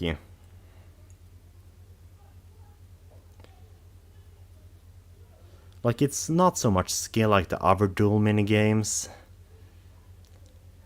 Like with Vine with me, one mistake and you're out, but it's even worse because there's not even so much skill, it's luck that decides whichever of these.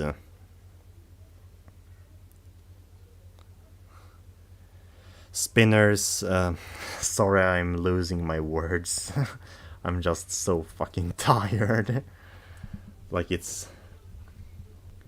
Yeah, we'll keep this video uploaded, even if I make political jokes. But yeah, the Swedish Democratic dual minigame is the worst one. I hope you're happy, Amanda Nearholm. Paths of Peril is one of the best minigames for Mario Party 4. It's an 8 tier minigame. Like, you need to be precise, but it's also fun when you do nail it. And the opera in the music is so good. Yeah. I miss the winter. It's so It's so humid and hot in my room. And Seiji would have preferred Camp Yukiki or Wave on it from Mario Party 4 to be a dual minigame and Spin Doctor. I agree, no one wants SD. Not even the Swedes. Goal is one of the most unbalanced Mario Party 4 minigames. 1v3 minigames of all time. Like, the one player has literally no advantage. The team can just get a free win, it's awful. It was close to being on my top 10 worst list.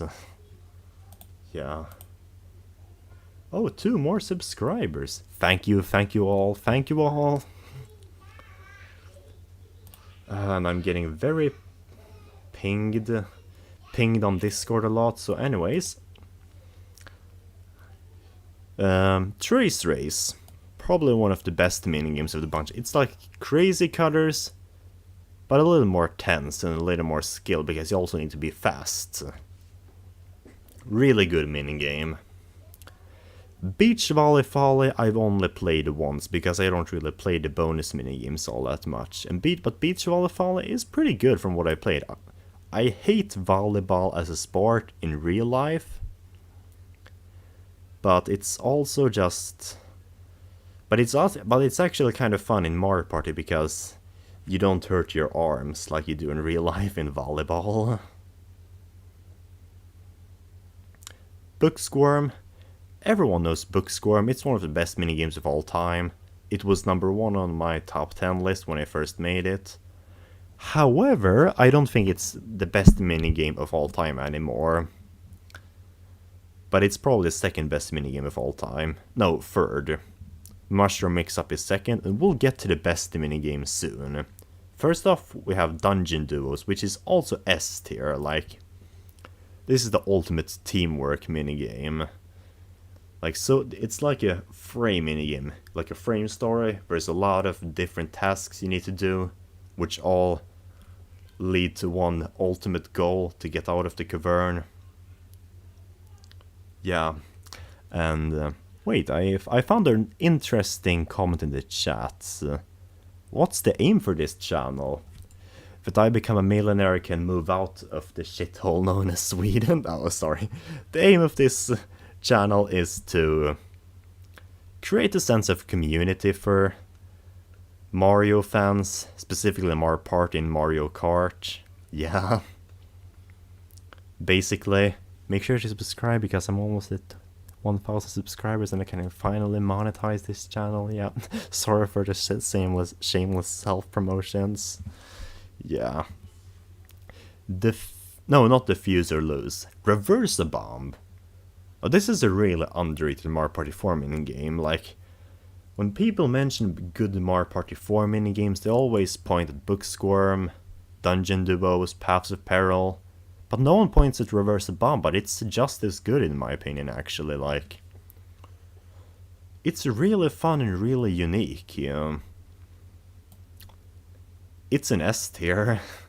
Yeah, I know. So, what was the name of this minigame again?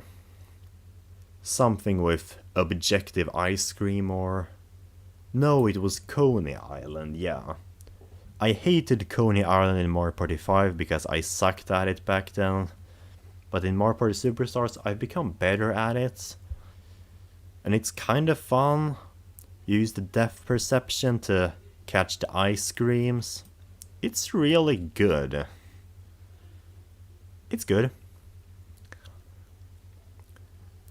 So, Nightlight Fright is probably the minigame I always forget exists in this game, because it never gets chosen on the roulette, and it also kind of clashes with all the other ones, but it's a really fun minigame in my opinion. It's gonna be...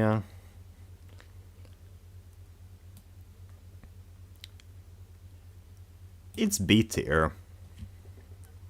Yeah, B tier. Bill Blasters is basically Tread Carefully, but much better. So fun fact, Before all minigames were revealed, I made a predicting Mario Party Superstars minigame list of minigames I thought would make it to the game, and I actually briefly mentioned the Bill Blasters as a minigame people probably would have liked to had, but I picked another one. I can't believe I actually mentioned Bill Blasters, like briefly, and it actually got into the game. I'm absolutely surprised. I was so close to because I was almost predicting that one. But it's fun, like real skill based. It's basically tread carefully, but with less opportunities for others to catch up on someone. Gang up on someone, yeah. Ice hockey is awful. I hate ice hockey in real life, and I equally hate ice hockey in Mario Party Superstars. It's annoying to control. I hate ice and ice skates. And I think one of my viewers hates ice skates too. I think you know who you are. Squared Away is pretty mediocre stuff, but that's not surprising as most 1v3 minigames are kind of mediocre and lackluster and just kind of generic. So yeah, I would have liked Tree Stomp as well in this game. I actually predicted that one would return, and it's much more balanced and fun, in my opinion. It's basically a much better version of Squared Away. Later Skater, it's fun, but it's generic. It's average. Like, if you make one mistake, it's over for you, but it's also satisfying when you do master the minigame, like, pretty fun. Alex and Mario Nunez says, wait, didn't Albert predict Tree Stomp as a minigame to return in Mario Party from Mario Party 4? Yes, I did actually. Unfortunately, it didn't make it, but yeah, I did. Thanks for noticing me. That was probably one of my least viewed videos of all time, so it's nice to see that people have watched it. Dinger Derby! The easiest minigame to get the world record on, like, hit all the baseballs that are flung at you. 30 is the max. I've gotten the max record. It's fun. It's great, even. It's a bit difficult when the Wi-Fi lags, but it's a fun minigame. Reaction based. Pushy Penguins is probably the most overrated minigame of all time. Especially the Superstars variant. Like, it's so easy. Like, I guess it's a bit fun to avoid the penguins that are rushing towards you, but it's so easy. Like, I rarely ever lose it, and it's kind of boring, in fact, because of that. It's just gonna be B tier. Most people would put it in C, but I put it in B. Leaf Leap is probably one of the best minigames as an S tier. Like, it's so fun to... It's another reaction based minigame like Dinger Derby, and you need to jump as high as you can. But you also need to make sure you don't jump in the wrong direction, because then you'll fall. It's really a fun and engaging minigame. Jupiter Loses is probably the most balanced 1v3 minigame of the bunch, because each sides have equal advantages and disadvantages. It's pretty cool, but I don't particularly care for it. It's kind of boring in my opinion. Yeah, in Alex and Mario Nunez's opinion, Pushy Penguins is top 20. In my opinion, it's not even top 20, it's more like top 40 or top 30, if we're lucky. Burn Style is really boring. It's just hot rope jump and tic-tac claw, but even more repulsive. Because there's not even a high score system to it, so there's no reason to play it unless you're forced to. Really boring stuff. Rocky Road is basically like Balloon Burst, but a little better. It's actually good because I like the setting, the summer vacation setting of it, and the music is pretty chill. I like it. Now the next minigame, I'm gonna talk about Snow World, even if it was last, but Snow World, holy cow, is this minigame legendary. The biggest crime I ever committed was not putting Snow World at number 1 on my top 10 favorite Mario Party Superstars minigame list. Like, seriously, this minigame is perfect. I'm gonna create an entire new tier just for Snow World, because it's actually that good. Oh wait, yeah.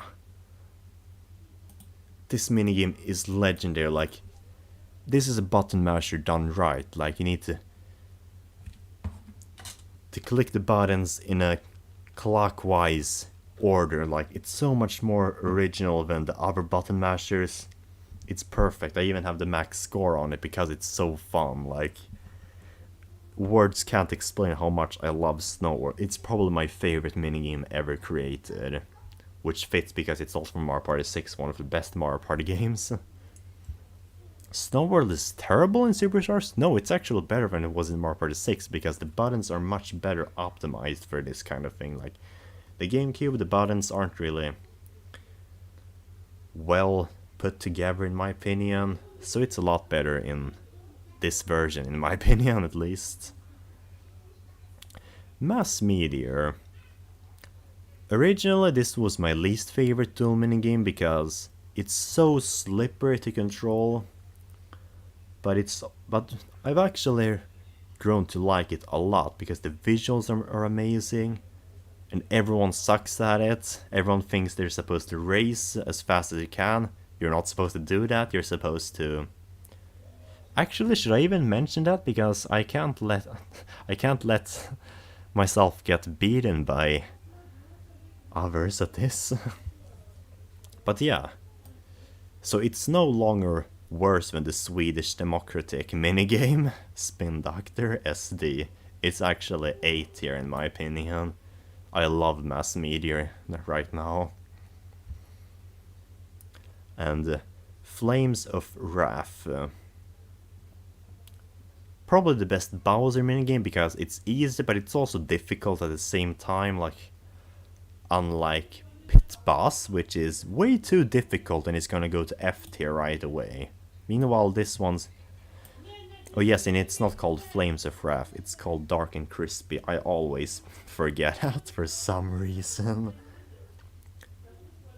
But it's probably gonna go to B tier. It's a really fun minigame in my opinion. Yeah, Mass Meteor is a free win. You're right, Fuel Tank. It's perfect for that kind of thing. Much better than SD. Trapeze Artist is awful. Just like with... what was it? Which minigame was it? Yeah, just like Speed Hockey. It tries to be skillful, but it ends up being RNG because sometimes the Goombas go near you, sometimes they don't. It's complete RNG. It's awful. Catapult is average. It's 20 free coins. Not much to say.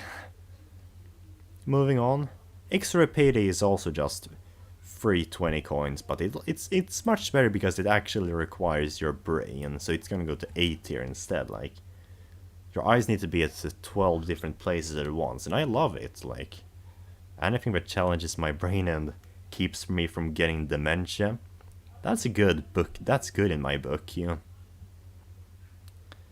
Blockstar. Everyone hates Blockstar, but I actually love Blockstar. Like, it's a lot more difficult than the other bonus minigames, but it also requires your brain much more than the rest. So when people hate it the most, I don't know what to make of that. Am I supposed to assume the Mario Party fan base isn't? No, okay, I'm not gonna insult you guys, sorry. But I love Blockstar. A lot of brain challenge, I love that. What Goes Up is one of the best minigames as well. It's like Leaf Leap, but you have a little more control over your character, which makes it automatically better in my opinion. So it goes to S tier.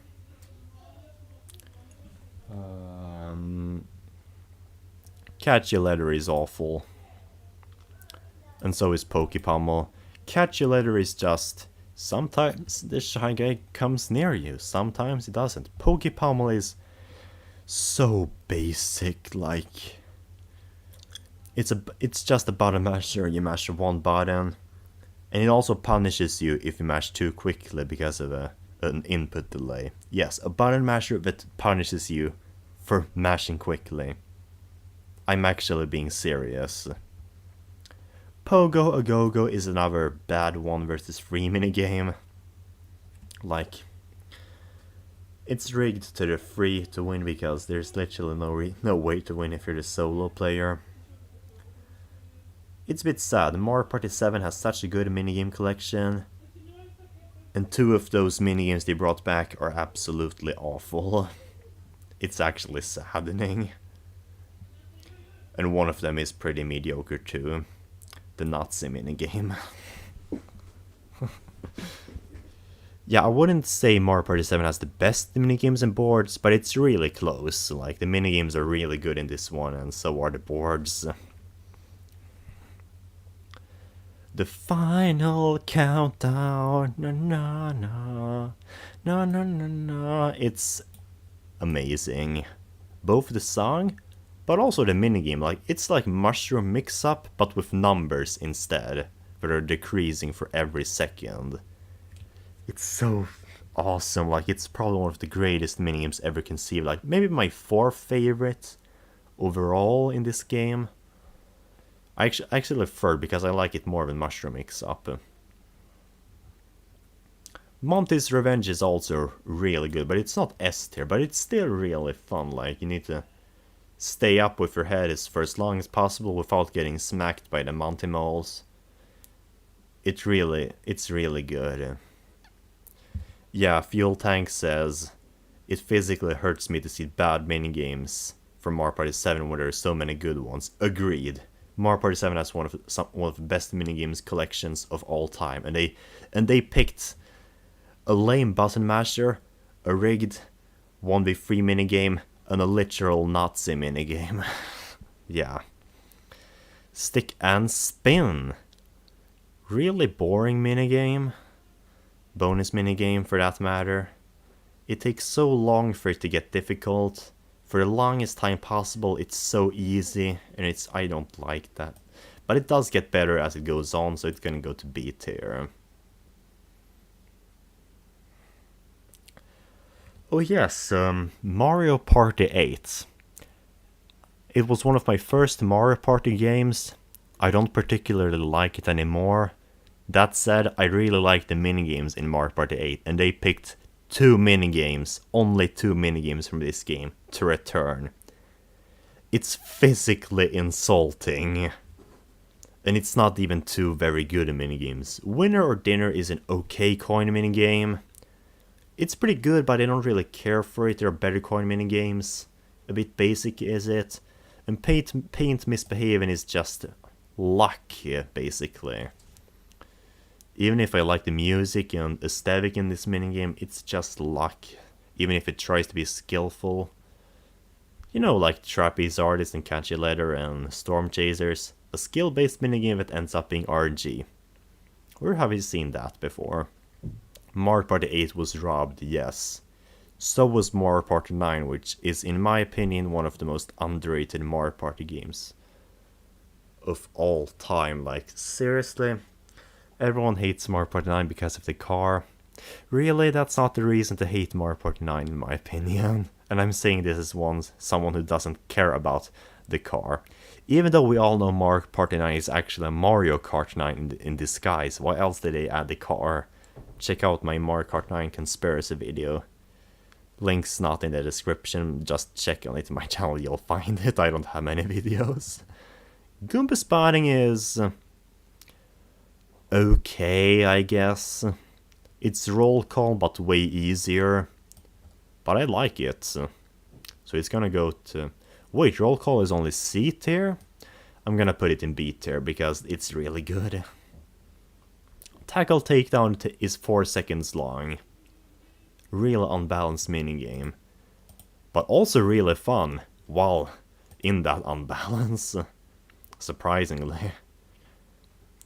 It's gonna go to C tier. Like, it's a bit short, but it's fun. Those 4 seconds are really fun. Manner of Escape. This was number 3 on my top 10 best list back when I made it. And it was... And I still hold on to that opinion. It's one of the best minigames ever made, in my opinion. Like, it perfectly blends RNG with skill. Like, sure, it's RNG whether or not the doors lead to the next floor, but you need to be competent to realize which doors work and which one doesn't. So it's S tier. They picked a good minigame to represent Mario Party 9, even if I would have preferred something like Peak Precision or Player Conveyor. Yeah, it's kind of like Hotel Mario. And Shell Soccer is probably another one of the best bonus minigames. Like, I hate soccer, but this version is really fun with the... I mean, just play it for yourself and you'll see what I mean. It's really fun to, like, steal the ball from your opponents and try to score as many points as you can. Especially satisfying when you get, like, all single points in one kick. It's fun. Finally, we're at Mario Party 10, so this is gonna sound controversial, but I like Mario Party 10. Not a lot, but I do. Mostly because of the minigames. Ski Whisker is one of the best Mario Party 10 minigames, for that matter. Like, it's minigames, yeah, sure, it's a bit rigged towards the... It's a bit rigged for the team, but it's fun while it lasts, like, honestly.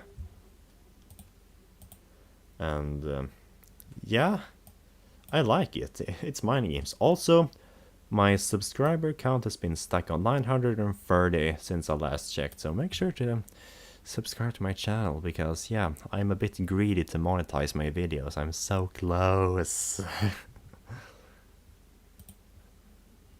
Anyways, next up we have Flash Forward. I can't believe they brought this minigame back. Like, it's so boring.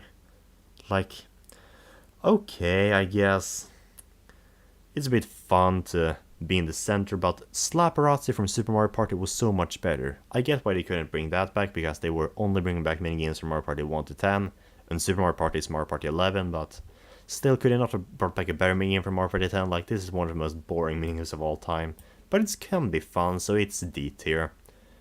Rapid River Race was a pretty good choice, though, to bring back, because, like, it's so fun to go at max speed and not hit a single urchin. It's a really versatile minigame, and it can be really fun, in my opinion. So, yeah, it's S tier. And that was... I've done a tier list on every single subject in Mario Party Superstars now. From the characters, to the stickers, to the items, to the boards, to the minigames. I don't know how many of you guys have been with me for the whole stream. But yeah, that was all of these tier lists, and it's been 2 hours. Like, you can ask, so I don't want to end this stream quite yet. I want to be a little more, I want to communicate more with, I'll let you ask questions in the chat and I'll answer them for you, like regarding Mario Party or even anything, maybe even a Q&A. So let me check the chat here. What have you said here? Yeah, Mario Party 10 is underrated. It's not a good Mario Party, but it is underrated in my opinion. And yeah, Fuel Tank asks, if you had to pick a minigame to be in every single Mario Party, which one would you pick? Snow World. Why else do I have a separate tier for it? Like, yeah. I'd rather bring back Murky Maze and Superstars instead of that board meaning. I agree, I actually had Murky Maze in my predictions. It's much more unique, yeah. It's like Team Treasure Trek, but a little more suited for a Mario Party game. SZ6968TB asks, if you had to replace Birdo with any character in Mario Party Superstars, who would you replace her with? If I could pick any character, you mean I can even pick a character not from Mario? Then I'd pick Ad Avis from Quest for Glory 2, but if you want me to replace her with a Mario character, then I would replace her with... what other characters do I like? Maybe Ludwig von Koopa or Iggy Koopa, one of those two. They're pretty frantic characters. I like them. I can kind of relate to them. Yeah. Any other questions you'd like to ask me? Nice, 4 people are watching the stream. And not a single person has subscribed more to me, but that's okay. Okay, you have any more questions? Okay, there we go. If you could pick one board from each GameCube Mario Party to be in Superstars, which one would I pick? That's a really good question, because I don't really like the boards in the GameCube Mario Party games. They're a bit boring in one way, at least in Mario Party 4 and 5, but anyways. For Mario Party 4, I would pick Boo's Haunted Bash. It's a little more skill-based than the rest, and it can be pretty fun. No, actually, I would pick Koopa's Seaside Soiree, because that one sucked, and I would like to see it fixed. Like, it could work so well with the real item system instead of the mini Mega Mushroom one in Mario Party 4. So I would like Koopa's Seaside Soiree from Mario Party 4, because that one sucked and needs to be better. For Mario Party 5, I'd pick Sweet Dream, because I love the music and the cake setting. It makes me feel nostalgic, as Mario Party 5 was one of my first Mario Party games of all time. For Mario Party 6, I would pick Clockwork Castle, because it is the best Mario Party board of all time, let's be real. And for Mario Party 7, I'd pick probably Neon Heights. Like, I don't particularly care for it, but it's a pretty good one. Okay, next question. Which one do you prefer, Mario Party 2 or Mario Party 3? Yeah, technically this is a question I should save for my Mario Party game ranking, but to be fair, I'll give you a hint. I love the third iterations of Mario Party games, like 3, 6, 9, 12, so yeah. Which one would you prefer, Mario Party 4 and 6? Well, if you listen to what I just said, third iterations. Would you have wanted Mario Party Superstars delayed a year if they added twice the amount of boards? Yes, I would, because that would have also given me more time to milk the crap out of this game on YouTube. So I could have gotten more views and subscribers.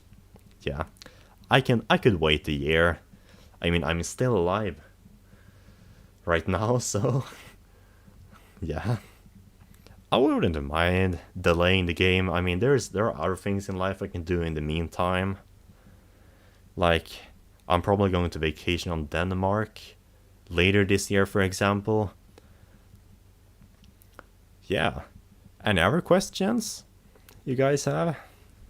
I really love this Q&A. And Seiji says Clockwork Castle is also my favorite board of all time. Yeah, it is. We can all agree Clockwork Castle is perfection. What characters would you want back from other Mario Party games? I mean, Dry Bones would be pretty cool. I mean, I'm surprised they didn't bring him back. Hammer Bro and Kamek would be really cool too, since I really loved playing as them in Mario Party 8 and 9 respectively. Favorite Mario Kart game? So my favorite Mario Kart game is actually really... It's probably not what you would have expected. Like most Mario fans like Mario Party. A lot of people like Mario Kart Wii or DS or Double Dash. My favorite is actually... It's either Mario Kart Super Circuit or Mario Kart 7. Yeah, I know those are really weird picks, but I've always had a strong attachment to them. And I won't elaborate on why, because I'm saving that for a video. So make sure to subscribe to my channel if you want me to make that video, because I'm waiting until I can monetize them, because that would be really... Yeah. Do you enjoy Snowflake Lake or Pyramid Park? Snowflake Lake is a little more suited for the star stealing gimmick, but I love both boards. What 3 items would you like to return in Mario Party Superstars? Reverse Mushroom. What more do I have? The 5-turn watch. I don't know what else. And I would replace the custom dice with the slow dice, because that's just a little more skill based. Yeah. Oh, nice, a lot of people in my community like Clockwork Castle. I won't elaborate on why I like Clockwork Castle. That I will save that for a future video, because I need to be strategic. So yeah. And yeah, Mario Kart Super Circuit is underrated. Yeah, those are unpopular Mario Kart picks for favorites, I can see that. So that's why I'll be looking forward to until I get 1,000 subscribers, because then I'm gonna make my Mario Kart ranking video. What GameCube Mario Party selection do you think has the best minigame selection? Mario Party 7 probably has the best one. Like, it's the most consistent one, and it's got the most unique ones. Mario Party 4 has a really overrated minigame selection, to be completely honest. Like, sure, it's got a few really good ones, but it's also got so many bad minigames, like Slime Time or Blame It on the Crane. Yeah, and Mario Kart 7 is good. Hi, Albert, KM Dude says. Hi, KM Dude, how are you doing? You glad that I recommended my channel to you? Yeah, nice. Double Dash is really underrated too. Not underrated. I like Mario Kart Double Dash too. The only Mario Kart game I hate is Mario Kart Tour. It's awful. Like, I'm completely honest. Mario Kart Tour is just absolutely awful. So I'm really happy that they're bringing back the courses from Mario Kart Tour. And yeah, Mario Party 4 has a million button mashers, yeah. Also, any more? No, I'm still stuck at 930. So, are there any more new viewers in my stream? Make sure to subscribe to my channel, because yeah, sorry for the shameless self-promotion, but yeah, I'm a bit green now when I'm so close. Yeah. Okay.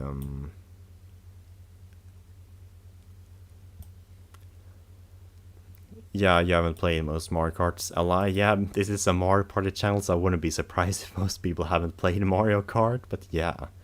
Which Mario Party would I say is the most beginner-friendly and most strategic one? So, the most beginner-friendly Mario Party is without a doubt Mario Party 9, because it's got a very happy atmosphere, a very engaging story mode that's still kind of easy, the minigames are pretty easy to control.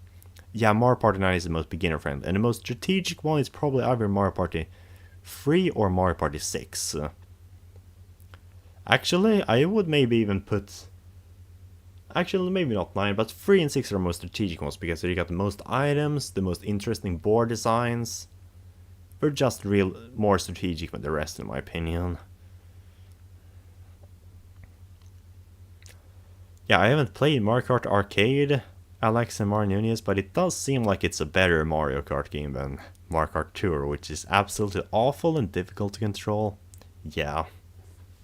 I could definitely see that one being better.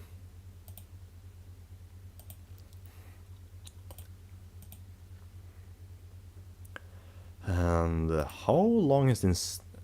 2 hours and 20 minutes. I can go on for a little longer. Is there maybe any other tier list you'd like me to make? Within the realms of this, the title of this video, I won't make a tier list of my favorite handheld Mario Party game. It's not Mario Party DS, that one is kind of overrated, honestly. It's probably there are two answers to that. My favorite handheld Mario Party subjectively is Island Tour, but my favorite handheld Mario Party objectively is Star Rush. Island Tour is probably one of my most nostalgic games of all time because it was a really important game to me during my childhood. I was a pretty sick as a child, so that game kind of made me happy, so yeah. Yeah, Super Mario Party isn't... Wait, Mario Kart you mentioned. Yeah, I thought... Yeah, Super Mario Kart isn't too good. I've actually played Super Mario Kart today before I went on my vacation to Stockholm. So I'm planning on making a video ranking the Super Mario Kart tracks. It's actually really fun when you have the rewind feature in the Nintendo Switch Online, so... Because you don't lose as much then. So I'll be making that list in the near future. And next week I'll probably be streaming Mario Party again, so make sure to check out that stream. Have I played Super Paper Mario? Yes, I have. I don't want to spoil too much, but let's just say I absolutely adore Super Paper Mario. Like, it's absolutely amazing. Probably one of the best purchases of my life. I absolutely loved playing through it. It's like what Undertale was to most people. So deep, so interesting, so good character development, so good. I absolutely adore that game. Any other questions?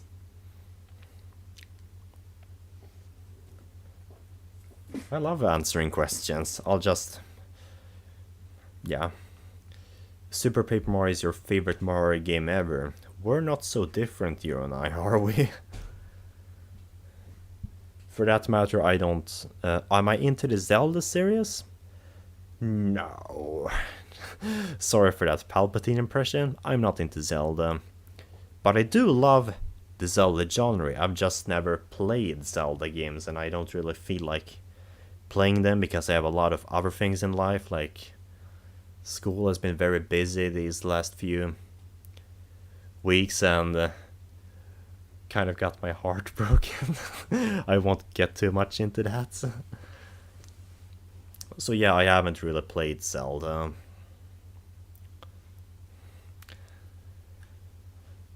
What minigames do you not want to return if Super Mario Party Superstars 2 came out?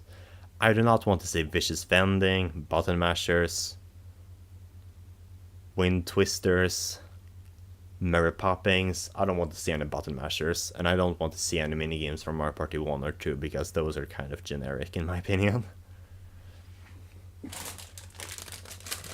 I'll just be eating some chocolate, some nut-free chocolate in the meantime. Do you like Gino and Mallow? Are they from Super Mario RPG?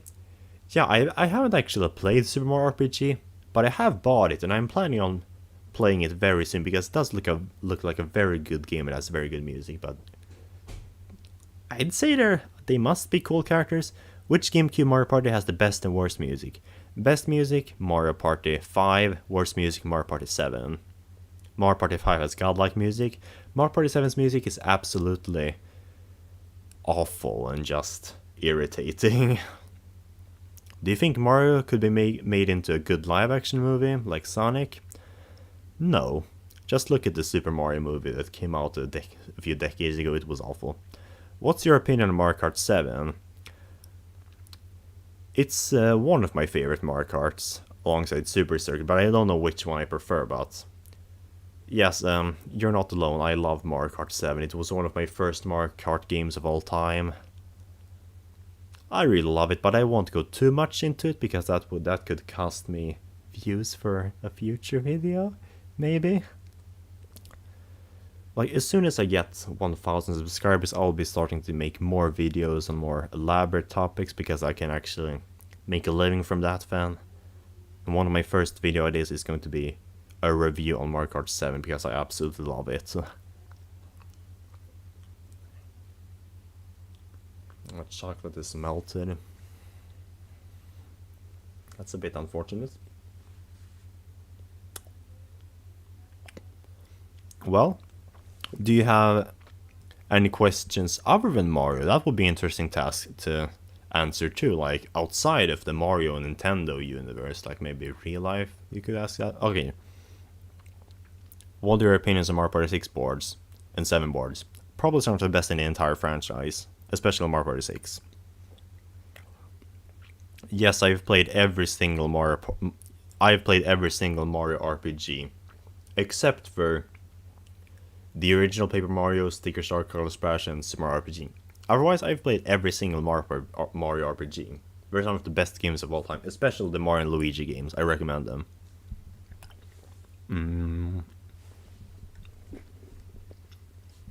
Hold on, let me eat my chocolate first.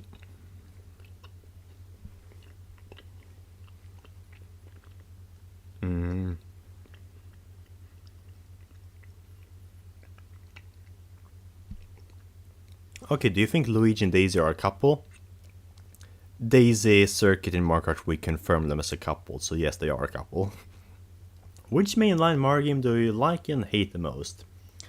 I hate the most Super Mario Sunshine, and I love the most probably either Super Mario Odyssey or Mario Galaxy 2. Best Mario Luigi in my opinion.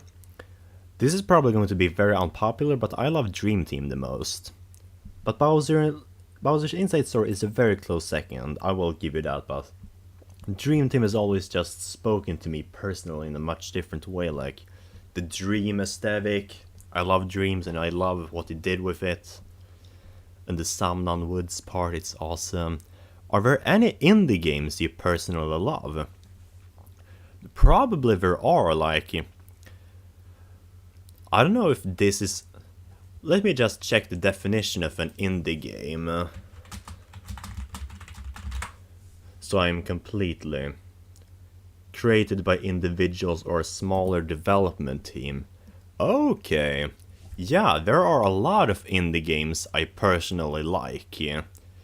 One of my all-time favorite indie games is probably...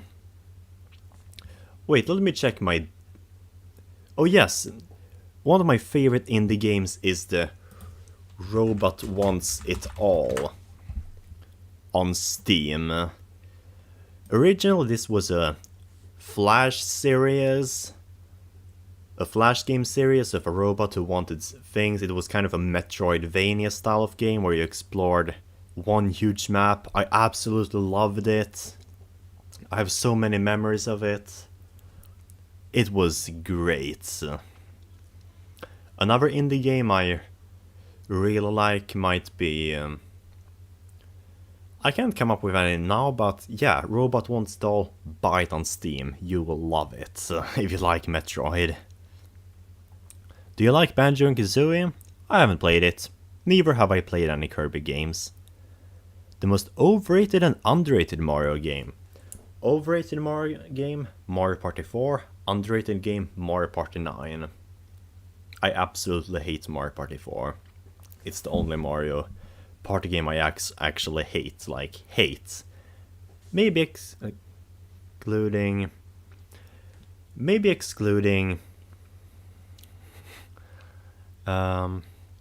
Okay, I completely lost what I was about to say because... Yeah. I don't like Mario Party 4, but I like Mario Party 9. I want to go back to a previous question I asked because I realized that it wasn't very good, a good answer. Like, if I think Mario would be a good live action movie, like, there was a Mario movie that came out a few decades ago. It was absolutely awful, it was a nightmare. But if it was more like Sonic, where Mario was CGI, but everyone else were real humans, that would actually be that could be a bit better. And we're getting an animated Mario movie soon, so that might be good. Also, Amanda Meerholm asked another question. Do you think you will ever make videos about other games, or will they only ever talk about Mario? So, my dream is to make videos that aren't about Mario, because the only reason I really do videos about Mario is because it's a really easy topic to get a lot of people to watch. Like it's well known, but not too well known. When I'm popular enough, I'll delve into other subjects like classic Sierra Entertainment games. I really want to make videos about traveling the world as well. That has always been my biggest dream of all time. Traveling the world, vlogging, exploring new cultures. Mario is kind of like... it's like the first step into making a living. Hopefully I'll be able to do videos on other games other than Mario as well, because to be fair, Mario is, even if I like Mario, it's a bit boring in one way, if that makes sense. Like, it's a bit simple. Okay, and I already have 4 questions. I spent a little too long on that. What is your favorite non-Nintendo franchise? So, my favorite video game franchise isn't even Nintendo. Mario is only like my 10th favorite. Like my favorite video game franchise of all time is the Quest for Glory franchise.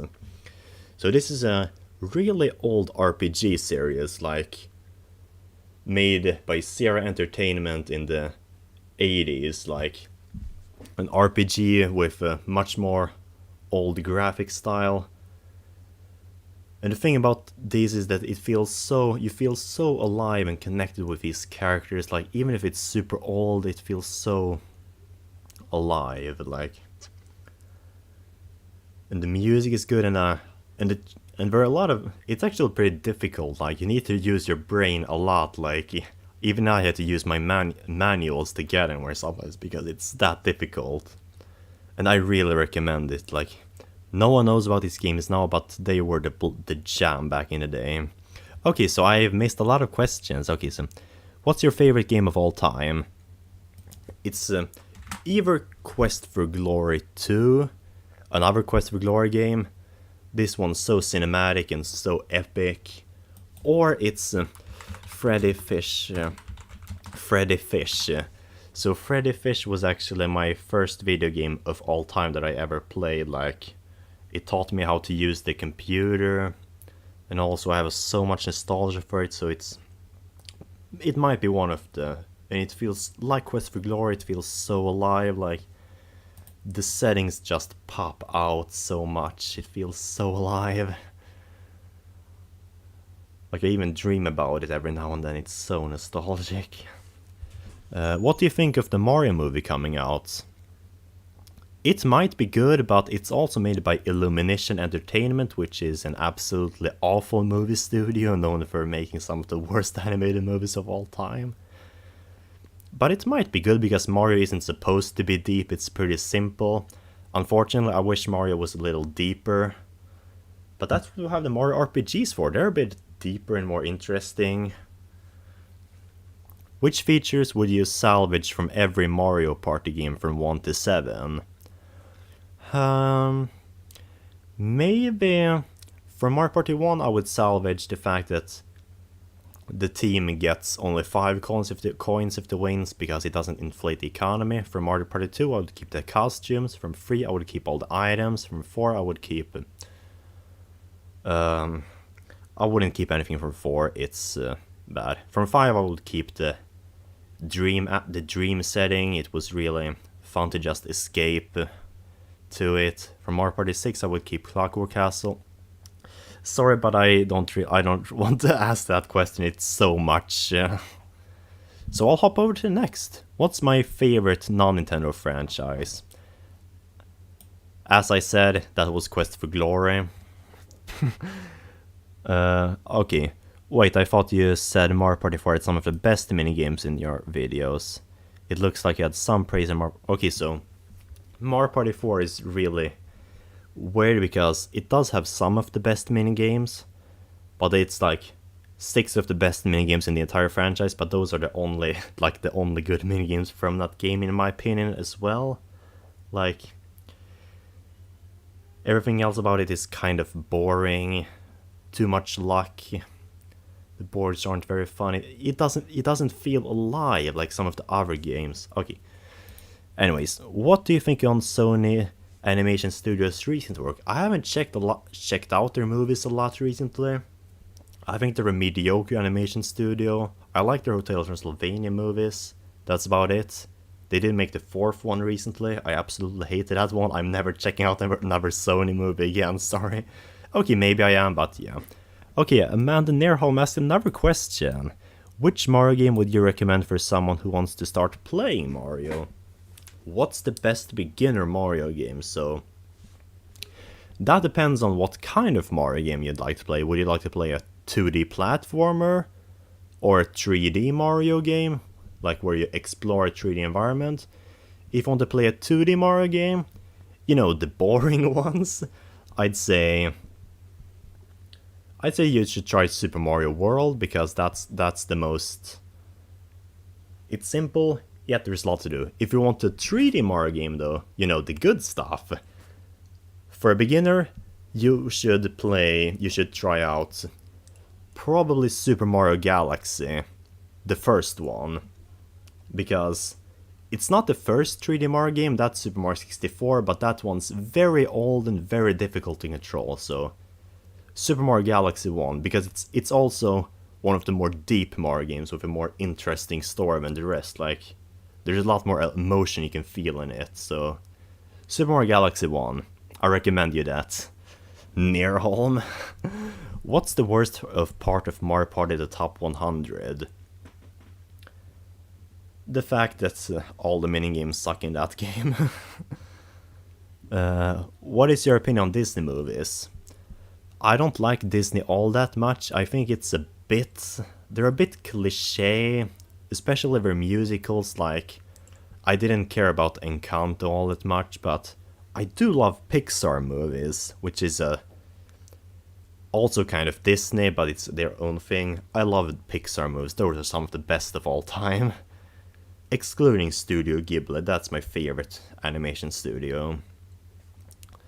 Have you played Earthbound or any of the Mario games? No, I have not, unfortunately.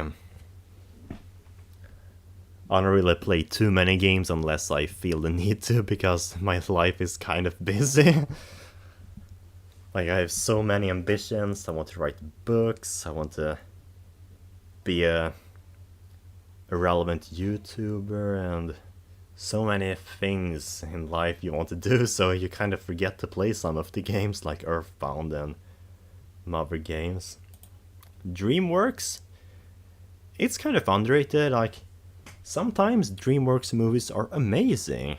Sometimes they're absolutely awful. I absolutely love their logo, like it's a crescent waxing moon. I love moons. Like, one of my favorite pastime hobbies is just going out and staring at the moon for hours. I love space, yeah. But DreamWorks movies, so sometimes they're good, sometimes they're bad. They haven't been really good lately, but they used to be pretty good back in the day when it was like Kung Fu Panda and The Croods. Those were pretty good movies.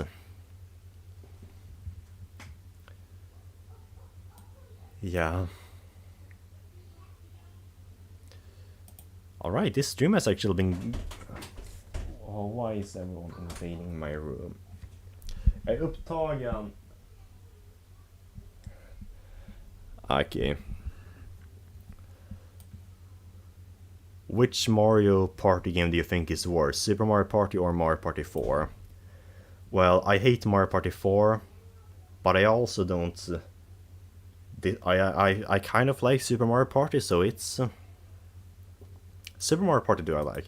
What are you passionate about? Now, this is a question I appreciate, because as a Mario YouTuber, you probably would expect me to be like a passionate gamer and gaming 24/7.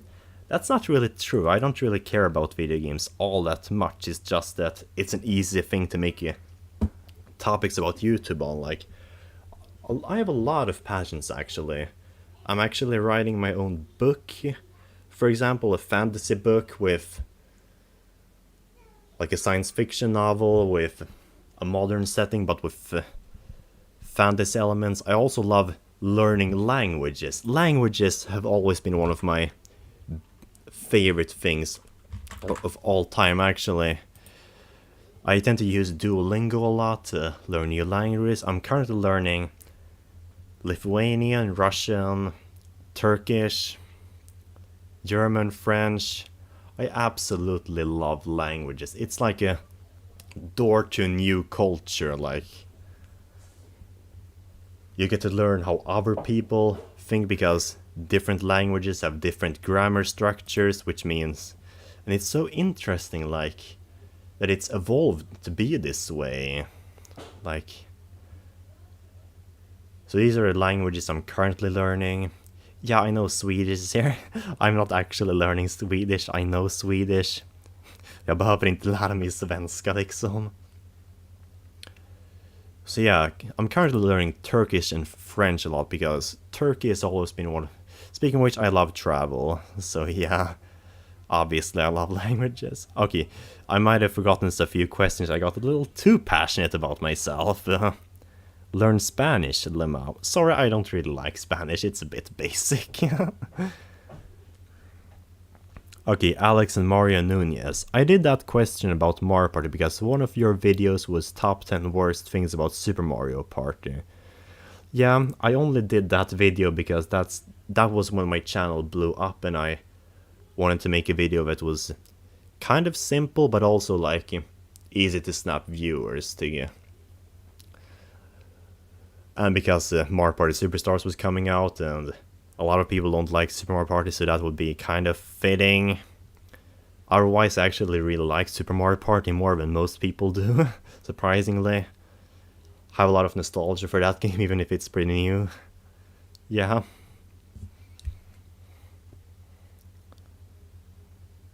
And other questions. Because when it's when it hits 9 p.m. exactly, I'm gonna end this stream, so keep on asking questions. This is probably one of my favorite live streams I've ever had, because I get to be a little more open about things other than Mario. You got any pets? No, I don't really have pets. I kind of enjoy the simple life. Just me and my family. We already have a pretty big family, like we're 6 members. Is there someone who you look up to or have a role model or inspiration? Yeah, I have a lot of role models, so both YouTubers and a few of my YouTuber role models are Shafrilla's Productions and Nathaniel Bandy. If you're a Nintendo fan, you know why. But I also have a lot of other men I look up to. One of my biggest idols is Ludwig Laser Zemenhof. This guy created the Esperanto language, which is like the most simple language of all time, but was meant to be used as a lingua franca between all people on Earth. And I've actually learned the language myself, because I was pretty inspired by his speeches. So yeah, Esperanto. I learned it on Duolingo. I can speak it moderately. I'm not fluent, but I do know a lot of it. So I even made the entire language tree because I was so inspired by his speeches. So yeah, Ludwig Laser Zemenhof is one of my biggest idols, personally. Yeah, and who else do I have as role models? There's actually a person in this chat who I kind of look up to, who has taught me to be a little more, like, a little more open on, like, she has, how do I put it, but like, she has given me more perspectives on political matters. Yeah, I kind of look up to you. Okay, this is kind of awkward. Why did I say that? Okay. What other questions do you guys have? I don't want to think about what I just said. That was awkward.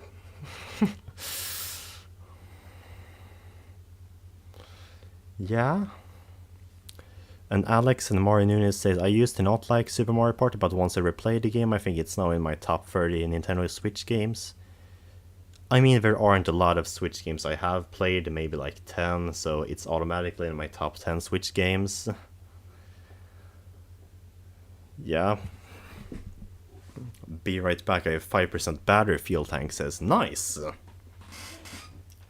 Any other questions until I end the stream in 15 minutes? How do you find the time to do everything? Yeah, I have a lot of passion, so the reason I managed to like manage it all is, well, to be fair, I have a lot of free time. I tend to procrastinate on my school assignments, so I just kind of get things to do. More like, it's kind of difficult though, because having so many passions means you can only do a few things at once, because you can't do too much. What genre, but like, yeah, so I kind of procrastinate, and then I like give myself excuses to do things. Yeah, I do wish I had a little more free time though, because with school, a lot of things are on the game. Nameless One says, speaking of awkward, what's the most awkward or embarrassing thing you've ever done, Lamau? Yeah, so there are a lot of awkward things I've done in my life. Maybe a bit too much, or maybe I just remember them because of my Asperger, but I think one of the most embarrassing things I ever done is like,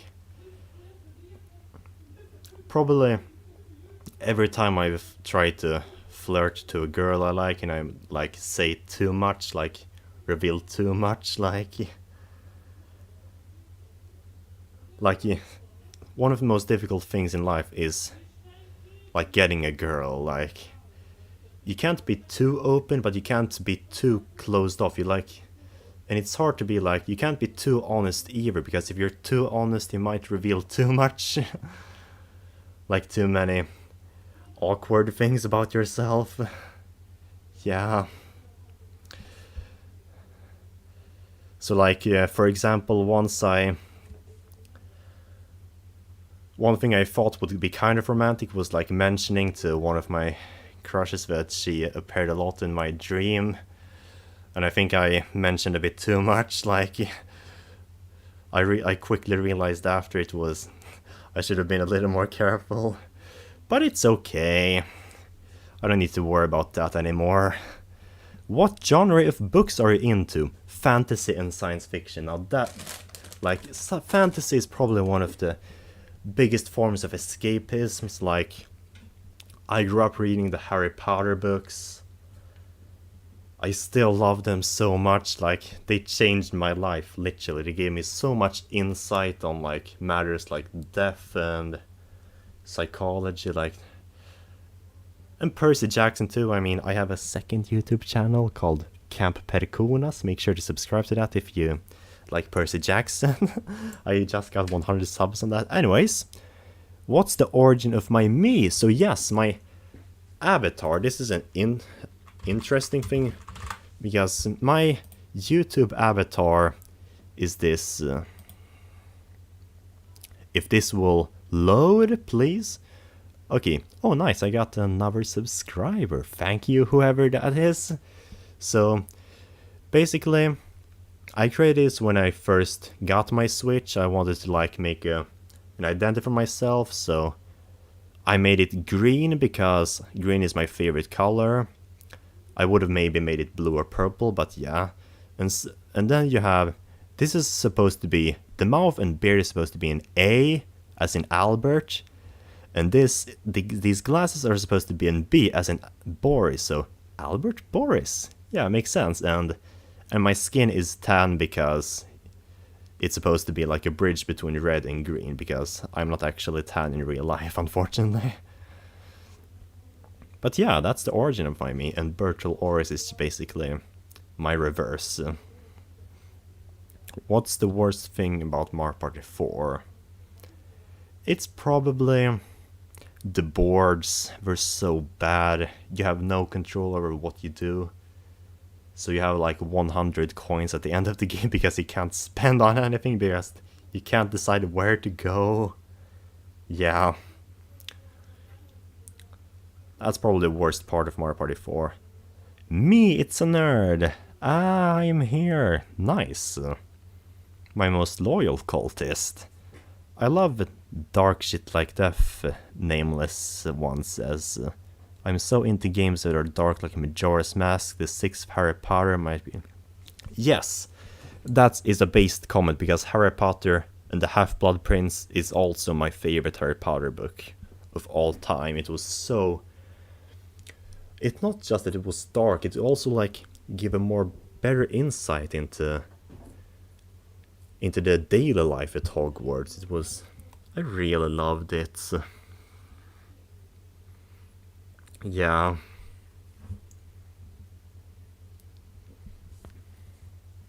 And yeah, I do like dark stuff as well. Like, it makes me feel a little more... Like, dark stories. Really good stuff. Did you choose green because Bobert Alice would choose red for the swap colors of good and evilness? Actually not, because I didn't come up with Bertil Oris until like 6 months after I came up with Albert Boris. Like, I just picked green because it's my favorite color. That's all, really. Oh yes, and it's not Bobert Alice, it's Albert. It's Bertil Oris. Will you plan on watching the Dumbledore movie? The Secrets of Dumbledore? One day. I did watch Fantastic Beasts, the first movie, but I thought it was kind of boring. I didn't watch Crimes of Grindelwald because my computer was acting weird that day, and the day after they removed it from Seymour, so I never got around to watch that. I'll watch that one first, then I'll watch Secrets of Dumbledore as well. One day. That said, I wish there were book versions of those movies, because I love books far more than I do with movies.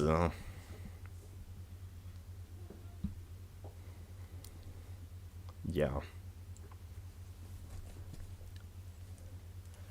It's getting pretty dark outside.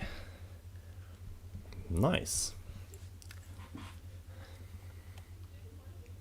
Any other questions? We have 7 minutes left until I will be ending this stream.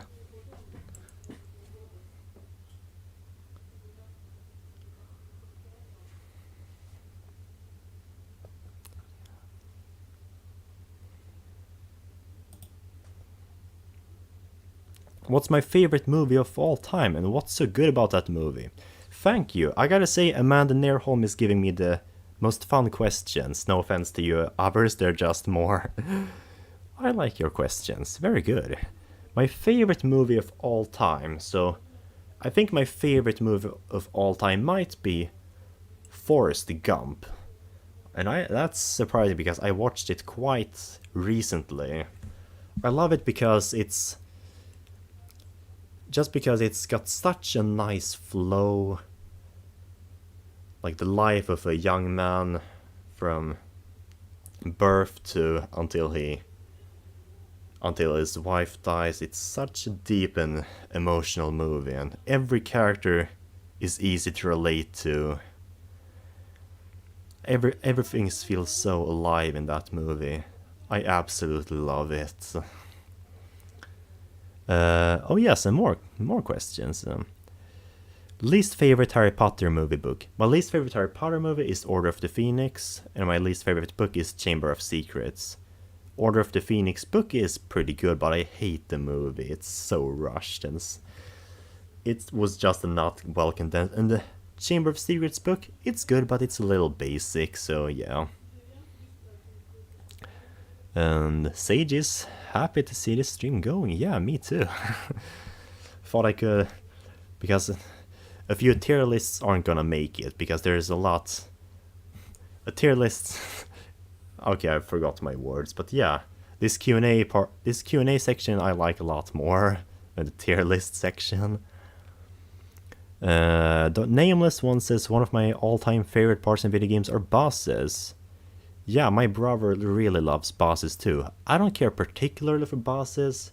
I always look for the atmosphere first and foremost, and a nice forest setting where I can escape to and just live my life. But bosses can be pretty cool, but they can be a bit annoying too, because they kind of break the pace at times. Which boards do you prefer? Oh, board selections between Mario Party 4 and Super Mario Party. I prefer Super Mario Party's boards because they also have the Partner Party boards, which are in my opinion some of the most strategic boards in the entirety of Mario Party. And Amanda Nearholm loves Forrest Gump too. Nice! It really is one of the best movies of all time. And me, it's a nerd, asks Albert, if Bertel makes a YouTube channel, what would it be about? Reaction videos to roast your content with dumb comments, controversial topics about the new world? That's a good question, because maybe my first thought is that it would be about roasting me, but that would be kind of generic. A lot of people have done that. Maybe controversial topics, because I have a lot of controversial opinions about the real world and political opinions. Not that controversial, but a little more controversial than the average opinions. And like, I won't reveal too much about that, but yeah. And Seiji says, I like your fixing Mario Party board videos a lot because I have similar thoughts on them as well. I was wondering, are you going to do the same with the other Mario Party boards? Yeah, I am. As soon as I can monetize my channel, because like, yeah, because my Mario Party 1 videos, they didn't get a lot of views, but I would love to do on Mario Party 2 and 3, because 2 is a game I actually own, and I can more in-depth examine them. Yeah, I'll do that too. Favorite Super Circuit board? Board? Super Circuit? I think you meant favorite Super Circuit course. In that case, it's Sunset Wilds or Sky Garden, because they give me the most alive feeling, like they feel the most atmospheric. Yeah. Nameless one disagrees that the fifth book. Wait, I need to read it in depth.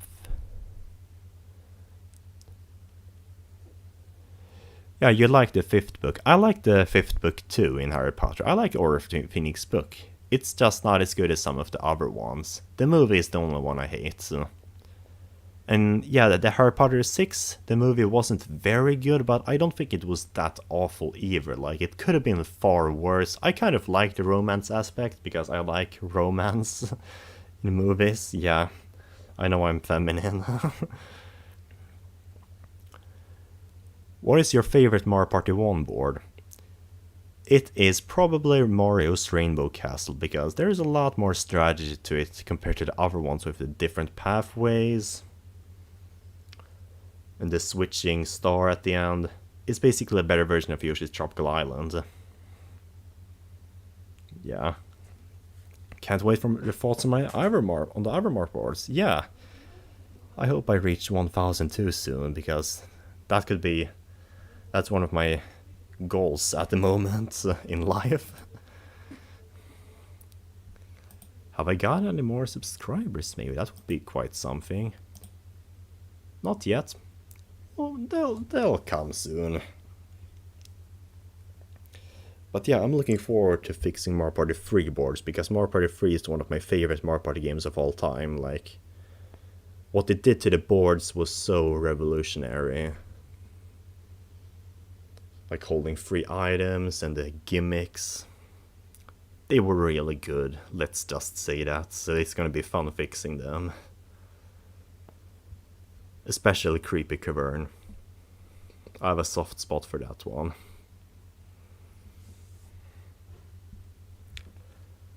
Alright, and it's 9 PM now, so I'm Okay, last question. Do you like Fair Square?